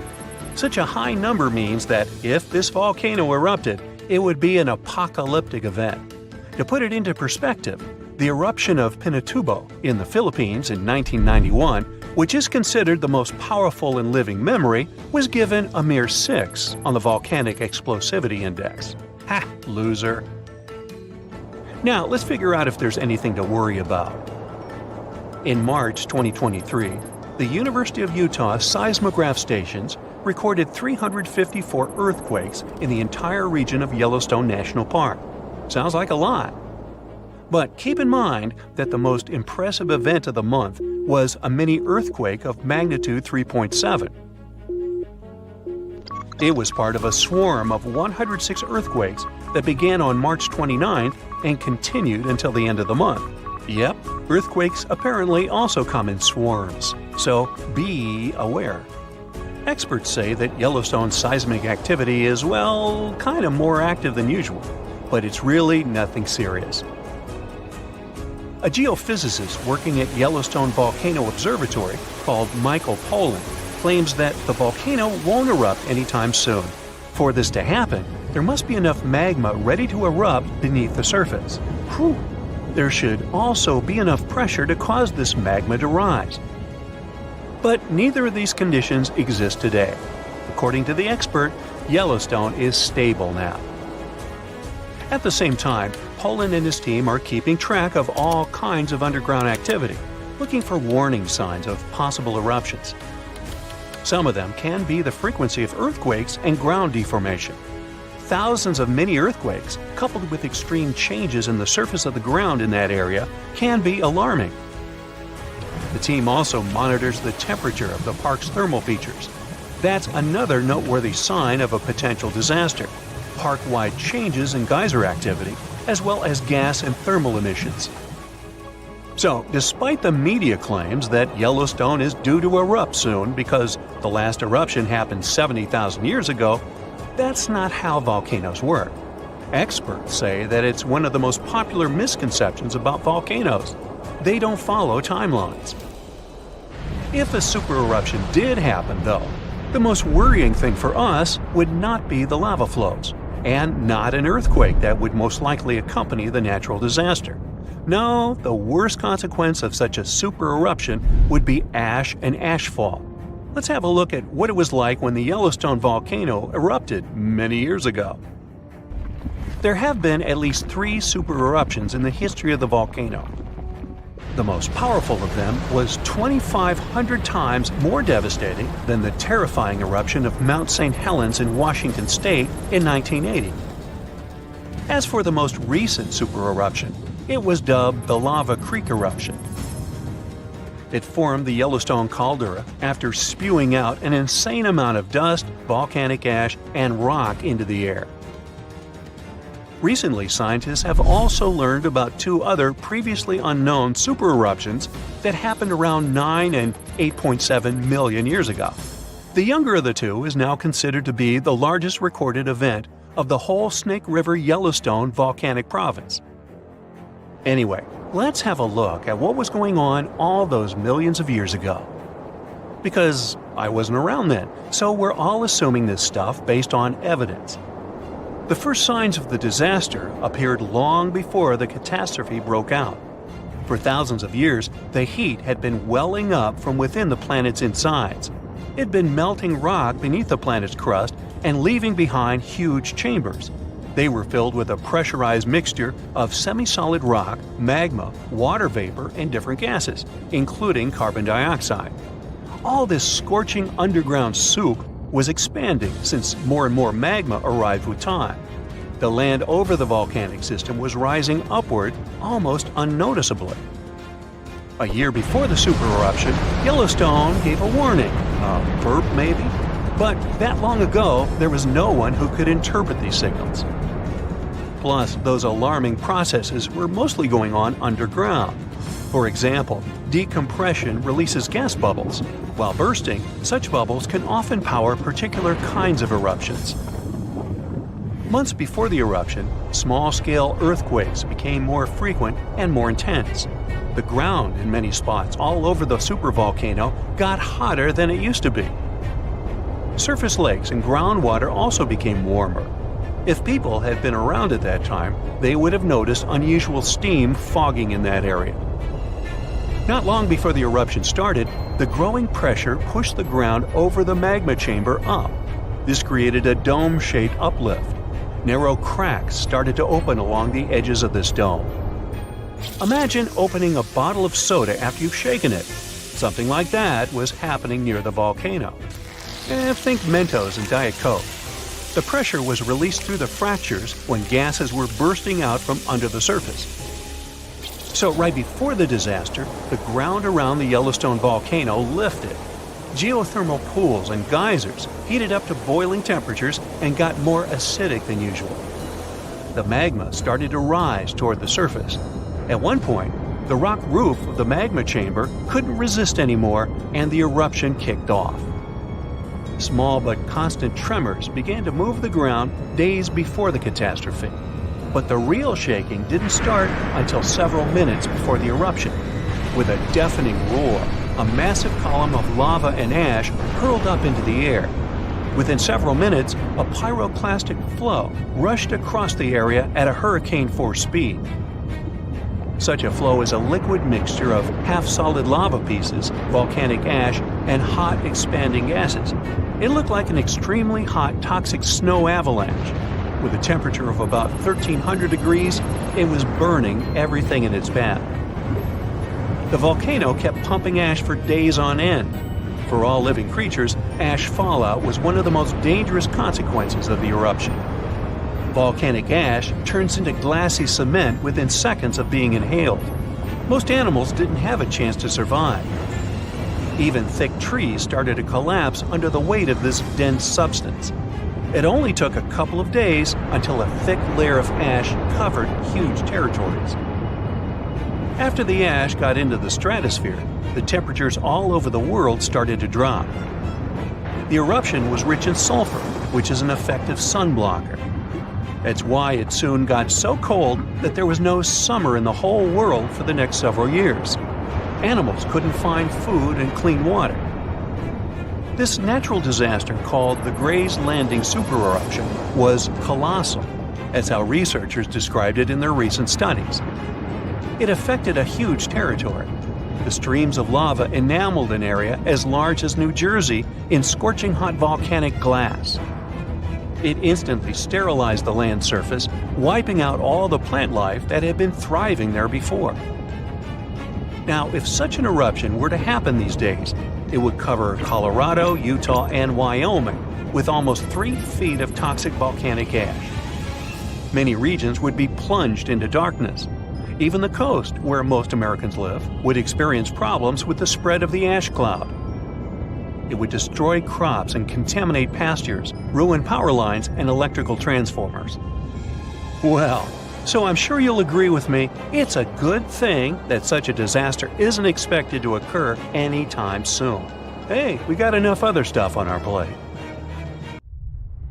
If all the volcanoes on Earth suddenly erupted together, it'd be loud.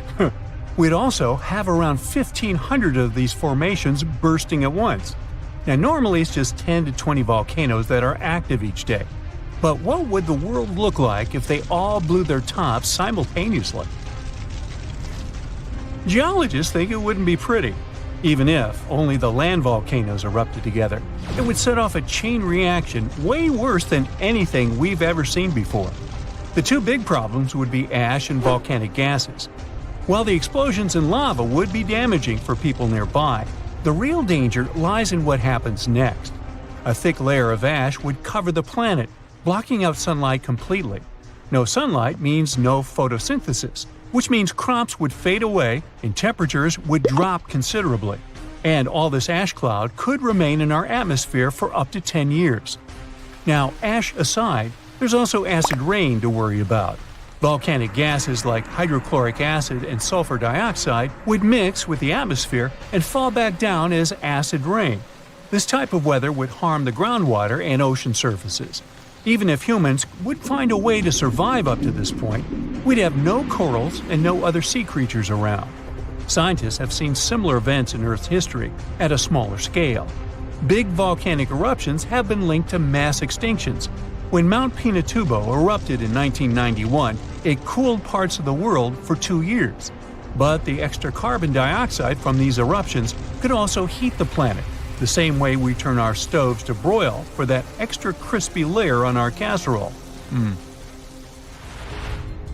Geologists also mentioned that there's evidence in our atmosphere that stuff like this may have happened in the distant past. During the Cretaceous period, carbon dioxide levels were way higher than today. which made it difficult for marine life to thrive. Who would survive all this? Probably just some extremophiles, these organisms that survive in harsh conditions like hot springs or deep undersea vents. As for humans, we could all lay low in underground bunkers until things clear up, or build multiple space stations that could fit us all. Yeah, right. The chances of all volcanoes erupting at once, though, are very slim. Whew! That's because there isn't one giant source supplying all the volcanoes on Earth. Each one of these openings has its own deposit of magma, except for a few cases where they indeed share the supply. For example, in 1912, Nova Rupta in Alaska erupted alongside another volcano sharing magma. Scientists have also found evidence of magma hiding under volcanic areas, like under the Taupau volcanic zone in New Zealand. This magma can spread out horizontally for long distances, but is still just a local feature. Even if we consider all the magma under Taupau as one system, it's not connected to other volcanic areas like Indonesia or the Philippines. Because the great majority are isolated, volcanoes can't sync up to erupt at once. The magma comes from different processes like mantle decompression or adding water to the mantle through subduction. There's no way to make all these different volcanoes erupt together because of how tectonics work. Now, that doesn't mean we won't see interesting volcano activity in the future. Take an underwater area near British Columbia, where recently about 200 small earthquakes per hour have been noted. Deep beneath the Pacific Ocean floor, off the coast of Vancouver Island, magma is set to erupt, heating the water so much that it'll bubble like soda. However, this event will likely go unnoticed by anyone other than scientists. The anticipated eruption will most likely happen around 3 miles below the ocean surface. Scientists explain that the earthquakes range from negative to 4.1 magnitude, meaning only those nearby would feel any tremors. This unusual activity gives us a rare opportunity to study how the Earth's crust forms. The magma beneath the ocean floor is estimated to be almost 1,500 degrees Fahrenheit, but will cool rapidly upon eruption and contact with water. This runny rock will solidify upon contact with the seafloor, turning black quickly. This event will be useful for biologists too, who will have the opportunity to study the marine animals' response to any changes, like run! Antarctica, often seen as a vast icy continent, also holds a volcanic surprise beneath its frozen surface. Researchers have identified over 130 under the western ice sheet alone, making it the largest volcanic region on Earth. Most of these volcanoes, about 90, were only recently discovered in 2017. But could any of these Antarctic volcanoes actually erupt? Well, it depends on which volcano we're talking about.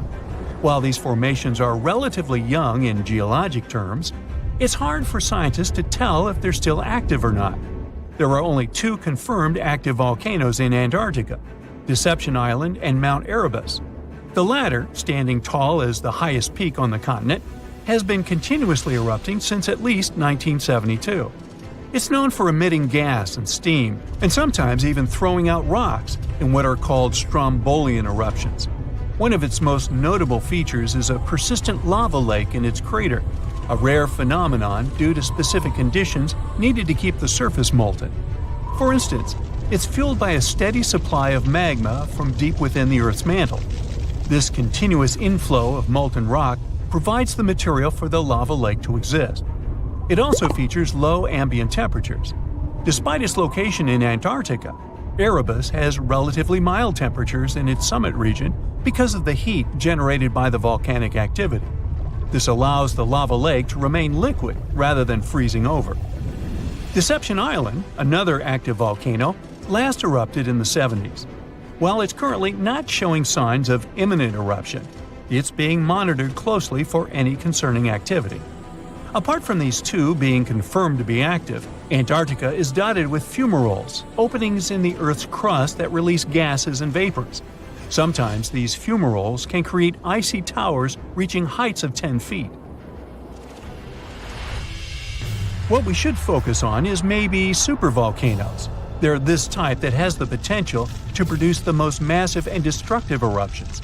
Unlike the typical one, which has a single vent, Supervolcanoes have a vast magma chamber beneath the surface, spanning tens or even hundreds of miles in diameter. Their eruptions can have catastrophic effects on the surrounding area and even impact global climate patterns because of the amounts of ash and gases they spill out into the atmosphere. One famous supervolcano is the Yellowstone one, which some say is gearing up for another eruption. It has the capacity to unleash a colossal eruption, spewing over 240 cubic miles of material. As much as we'd like to predict its behavior, volcanoes don't stick to a calendar. On the contrary, eruptions simply happen when there's enough magma beneath the surface. There also needs to be enough pressure for the magma to travel upwards. As far as we can measure, these conditions are not currently met at Yellowstone. Sure, many volcanoes operate on a cyclical pattern, but that doesn't mean Yellowstone is overdue. In fact, Yellowstone has had just 3 major eruptions over the past 2.1 million years. Also, the term supervolcano refers to the formation's size, not necessarily how fussy it is. Yellowstone's monitoring is extensive, tracking seismicity, ground deformation, thermal emissions, gas, water chemistry, and surface changes. Signs of an eruption would include thousands of earthquakes over a short period. We'd also see deformation on the ground and weird gas emissions ahead of time. Stable as it might look like for now, the consequences of it having a major eruption could look ugly. Ash dispersion could blanket a 500-mile radius, potentially disrupting Midwest agriculture and clogging waterways. Ash and gas emissions into the stratosphere could induce global climatic effects, making our planet colder for several years. And yes, we've seen some research that it shows there's more liquid molten rock under the Yellowstone volcano than scientists believe. But that doesn't translate to imminent danger. The ground suddenly starts shaking. Clouds of gas start forming in the sky, making it dark during broad daylight. Bits of the ground start swelling, lifting, and even collapsing. These are the telltale signs of a volcano that is bound to erupt. And this is what could easily happen again with Mount Spur. It's only about 75 miles from Anchorage, one of Alaska's busiest cities. More than half of the population of the northernmost state of the US live there. There's also a huge amount of air cargo that passes through its international airport daily. So anytime a volcano this close to such a vital hub begins to get restless, people start paying attention. Just FYI, approximately 350 million people in the world live within the danger range of an active volcano. That means that around 1 out of 20 people live in an area at risk of volcanic activity. Alaskans probably wish that Spur's reawakening was fiction, but it's actually true. The Alaska Volcano Observatory picked up on several of these "I'm about to erupt" signs from Mount Spur. So much so that they raised the alert level to yellow, which means unrest above normal background levels. Spur erupted twice in the 90s, and it was pretty intense. If we were ranking volcanic eruptions on a scale from 1 to 10, these eruptions would rank a 6 or 7. Not that terrible, but still worth 10 to 17 million in damages. However, these numbers are nothing compared to Alaska's 1988 Redoubt eruption, another volcano that erupted and summed up a staggering $345 million in damages. Mainly because its ashes hit aircraft engines, such as the KLM 747 that lost power after all its engines went off due to the ashes. If people weren't paying attention to Alaska's unstable geology before that, well, they surely started to after it. When you think of the hazards of volcanic activity, the first thing that might possibly pop in your mind is Pompeii, Italy. Of course, that's the worst-case scenario, a city being engulfed by lava. Spur may seem innocent compared to Vesuvio, but it still took its toll. The last time it erupted in the 90s, and it threw volcanic aerosols over 60,000 feet into the atmosphere. Let's get our science straight here. Think of volcanic aerosols like liquid particles that are released into the atmosphere during an eruption. These particles are usually created when gases from a volcano, such as sulfur dioxide, combined with water and other particles that exist in our atmosphere. These aerosols can actually cool the Earth's surface since they reflect sunlight directly back into space. And that's not the worst part. It can stay in the atmosphere for several years after an eruption, causing lots of health issues. The eruption unleashed blazing fast avalanches of hot gas and ash called pyroclastic flows, along with thick, muddy floods known as lahars. Oh, and there were also the massive volcanic boulders. These rock chunks were huge, some over 3 feet long, and they blasted out from the volcano like nature's cannonballs, landing more than 6 miles away. All that volcanic heat melted part of a nearby glacier, kicking off debris flows that dammed up the Chakachatna River and created a whole new lake along the valley. Some good came out of Spur's first eruption, though. The main lesson was, volcanic monitoring pays off. The local monitoring was able to reduce the economic damage done by the eruption, especially for a city that has an intense air traffic. Spur is deemed as dormant for the moment, but it could go off anytime soon. You see, volcanoes are classified as active, dormant, or extinct, depending on how much action they're putting on. If it's still active, it's still rumbling and erupting somewhat regularly. Dormant means it's had some recent activity, but it's still lying low for now. And extinct, that's when it's been quiet for such a long time that we figure it's done for good. One of the US's most dangerous active volcanoes is Mount St. Helens. This volcano is actually responsible for the most powerful eruption in US history. Its last blast was so intense, it threw off about 1,300 feet off its summit. Basically, the top of the mountain vanished, and if you thought Mount Spur's ash cloud was impressive, St. Helens wins the competition since it launched its ashes 80,000 feet into the sky.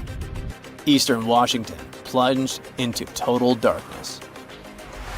But it wasn't just that. In a matter of 3 minutes, the eruption hurled 3.7 billion cubic yards of blazing rock and dust, enough to fill 1 million Olympic-sized pools across 230 square miles of lush forest. Actually, the earthquakes that anticipated the eruption started weeks before May 18, 1980. A ground shake of magnitude 5.0 went off, triggering a landslide on one side of the volcano. By the end of the official eruption date, 57 people had lost their lives. Nearly 7,000 big game animals like deer and elk were wiped out, and millions of birds laid scattered on the burnt earth. Researchers don't think St. Helens will blow at the same magnitude again anytime soon, but they're keeping an eye on it, because this volcano is not exactly finished. By the way, the word volcano comes from the Roman name Vulcan, which was the Roman deity of fire, and they often happen at the meeting point of tectonic plates, which are the pieces of the Earth's surface that fit together like a jigsaw puzzle. The so-called Ring of Fire, located in the Pacific Ocean, is the world's danger zone when it comes to volcanoes. It contains between 750 and 915 active volcanoes. The largest volcano located in the Ring of Fire, also the largest active volcano in the world, is the Mauna Loa. It's over 13,000 feet high, and it's located in Hawaii. Researchers say that Mauna Loa has been erupting for at least 700,000 years. Its most recent eruption began on the 27th of November 2022, and it lasted until December 13th. It's been quiet since the 80s until it decided to wake up again. Thanks to constant monitoring by the Hawaiian Volcano Observatory, it didn't cause any casualties when it last erupted. Scientists have been investing big time on volcanic monitoring, not only to reduce economic hazards, but also to save lives. The most recent attempt has been to drill into volcanoes. Recently, a group of scientists went all the way to Iceland in one of the world's volcanic hotspots. There are around 33 active volcanoes in Iceland alone, but the one that is the most interesting to them the most is the Krafla volcano. The Krafla has erupted around 30 times in the last 1,000 years, and its most recent eruption was in the mid-1980s. The project, named Krafla Magma Testbed, or KMT for short, is hoping to advance the understanding of how magma behaves underground. The main advantage of this drilling research is predicting the risk of eruptions, but it can also help to push geothermal energy forward. I mean, can you imagine having electricity that is run by the limitless source of volcano power? The KMT team will begin drilling holes deep into volcanic ground in 2027. They're aiming at reaching over a mile into the ground. After all, it's different to monitor lava activity when it's on the surface than when it is still below ground. This will allow researchers to listen to the pulse of the Earth, according to them. They're saying this research is as revolutionary as the first time man went to the moon. Oh, and speaking of that, I was shocked to discover that volcanoes exist all throughout the solar system. Yep, other planets and moons have volcanoes too. The largest volcano in our solar system is Olympus Mons on Mars. It's a shield volcano, much like the ones that make up the Hawaiian Islands. It's about 370 miles wide. If we transported it all the way back to Earth, it would almost occupy all of Poland. Yikes.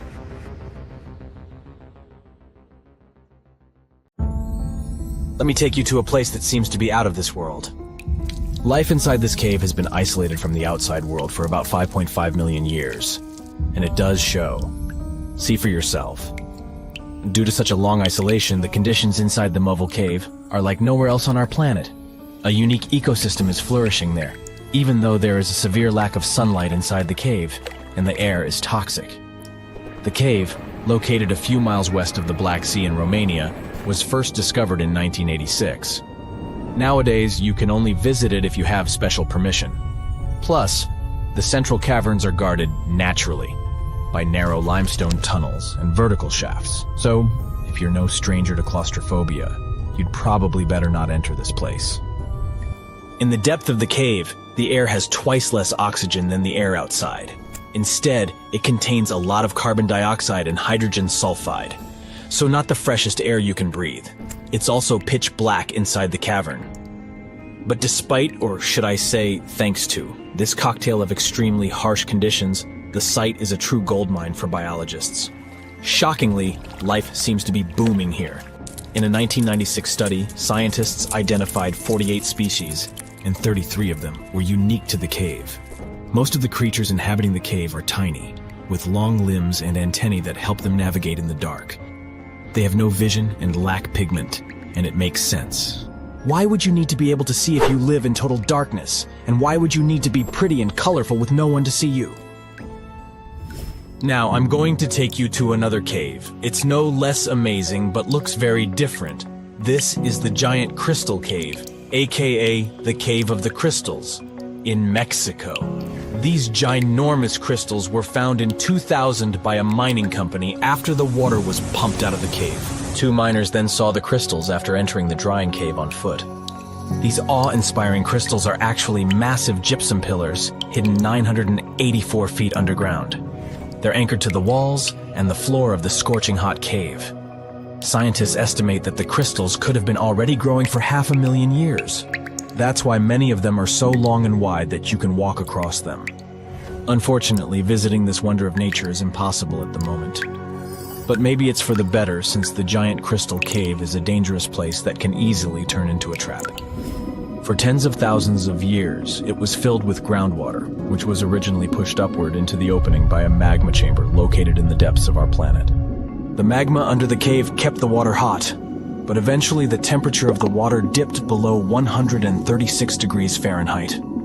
As a result, the water started to fill with calcium and sulfate, whose particles began to recombine into gypsum. And then, white-tinted crystals took over the cave. And since they stayed underwater, they were able to keep growing. You don't have to fly to space to take a closer look at a black hole.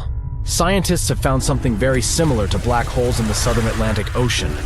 A black hole has such an enormous gravitational pull that once something gets pulled inside, it doesn't have any chance to escape. Even light can't get out of a black hole. But ocean black holes seem to be almost as powerful as their space relatives. But instead of catching the light, they do the same with water. Ocean eddies are massive whirlpools that spin against the main current. They usually swirl billions of tons of water, and most of them are larger than a city. These whirlpools are so powerful that nothing trapped by them can escape. But the scariest thing is that you might not even notice heading into one of them. These things are so huge that you won't spot their boundaries until it's too late. When scientists started exploring ocean vortices with the help of satellites, they discovered the borders of several eddies. After that, they managed to prove that, mathematically, these whirlpools are the same as mysterious black holes in space. Massive eddies are surrounded by super-tight barriers where fluid moves in closed loops. Even water can't get out from the inside of these loops. That's why tight ocean vortices play the role of enormous containers. Water inside them can be totally different from the ocean surrounding an eddy. And I'm not only talking about its temperature. The salt content inside and outside a whirlpool often differs as well. On the thin Curonian spit splitting the Baltic Sea from the Curonian Lagoon, there is one of the most bizarre places on Earth. Locals call this area the Dancing Forest because pine trees in this forest have shockingly unusual shapes. They twist in spirals and circles along the ground. There are some theories why it could be happening, of course. Some people claim that huge amounts of positive and negative energies once clashed in that spot. More down-to-earth individuals believe that the reason is geological. Sandy soil in the area is too unstable to hold trees growing upright. The most popular is the idea that strong winds blowing from the water influence the shape of the trees. In any case, experts haven't come to the final conclusion yet. Look at these underwater crop circles. For the first time, they were spotted in 1995, close to southern Japan's coast. Local divers called these 7-feet-wide structures mystery circles. The enigma had been plaguing many minds for almost 16 years until the culprit was finally caught. Imagine the researchers' surprise when it turned out to be a male pufferfish. The fish needs a bit more than a week to build one circle, and the aesthetics are obviously crucial. A male is swimming inside the circle, digging valleys in the sand with its fins. But that's not all. The fish also use shells and corals to decorate particular parts of their circles. This whole build-a-circle thing has a practical purpose as well. The way a male fish swims pushes the sand toward the center of the circle and creates a mound which later serves as a nest. The next mystery on our list is in the Caribbean. Just off the coast of Belize, there's a giant sinkhole. That's the Great Blue Hole. It's about 1,000 feet across and more than 400 feet deep. Once, a long time ago, this hole was a cave. But then rising waters filled it, making it collapse in on itself. The deeper you'll descend into the Great Hole's crystalline waters, the darker it will become. You'll see tons of stalactite-filled caves there, but entering them is extremely dangerous, unless you want to get hopelessly lost. Once you reach a depth of 50 feet, you'll notice that the water is shimmering. That's the invisible line dividing the sinkhole's salty top from the freshwater abyss. You might want to turn back right now. Who knows what you might come across in the murky depths? There was an old Amazonian legend that told about the river that was so hot that it boiled. And it was believed to be just a legend until Peruvian geoscientist Andres Russo questioned if the river could be real. All experts denied such a possibility. After all, hot rivers do exist, but only in the areas where there are volcanoes.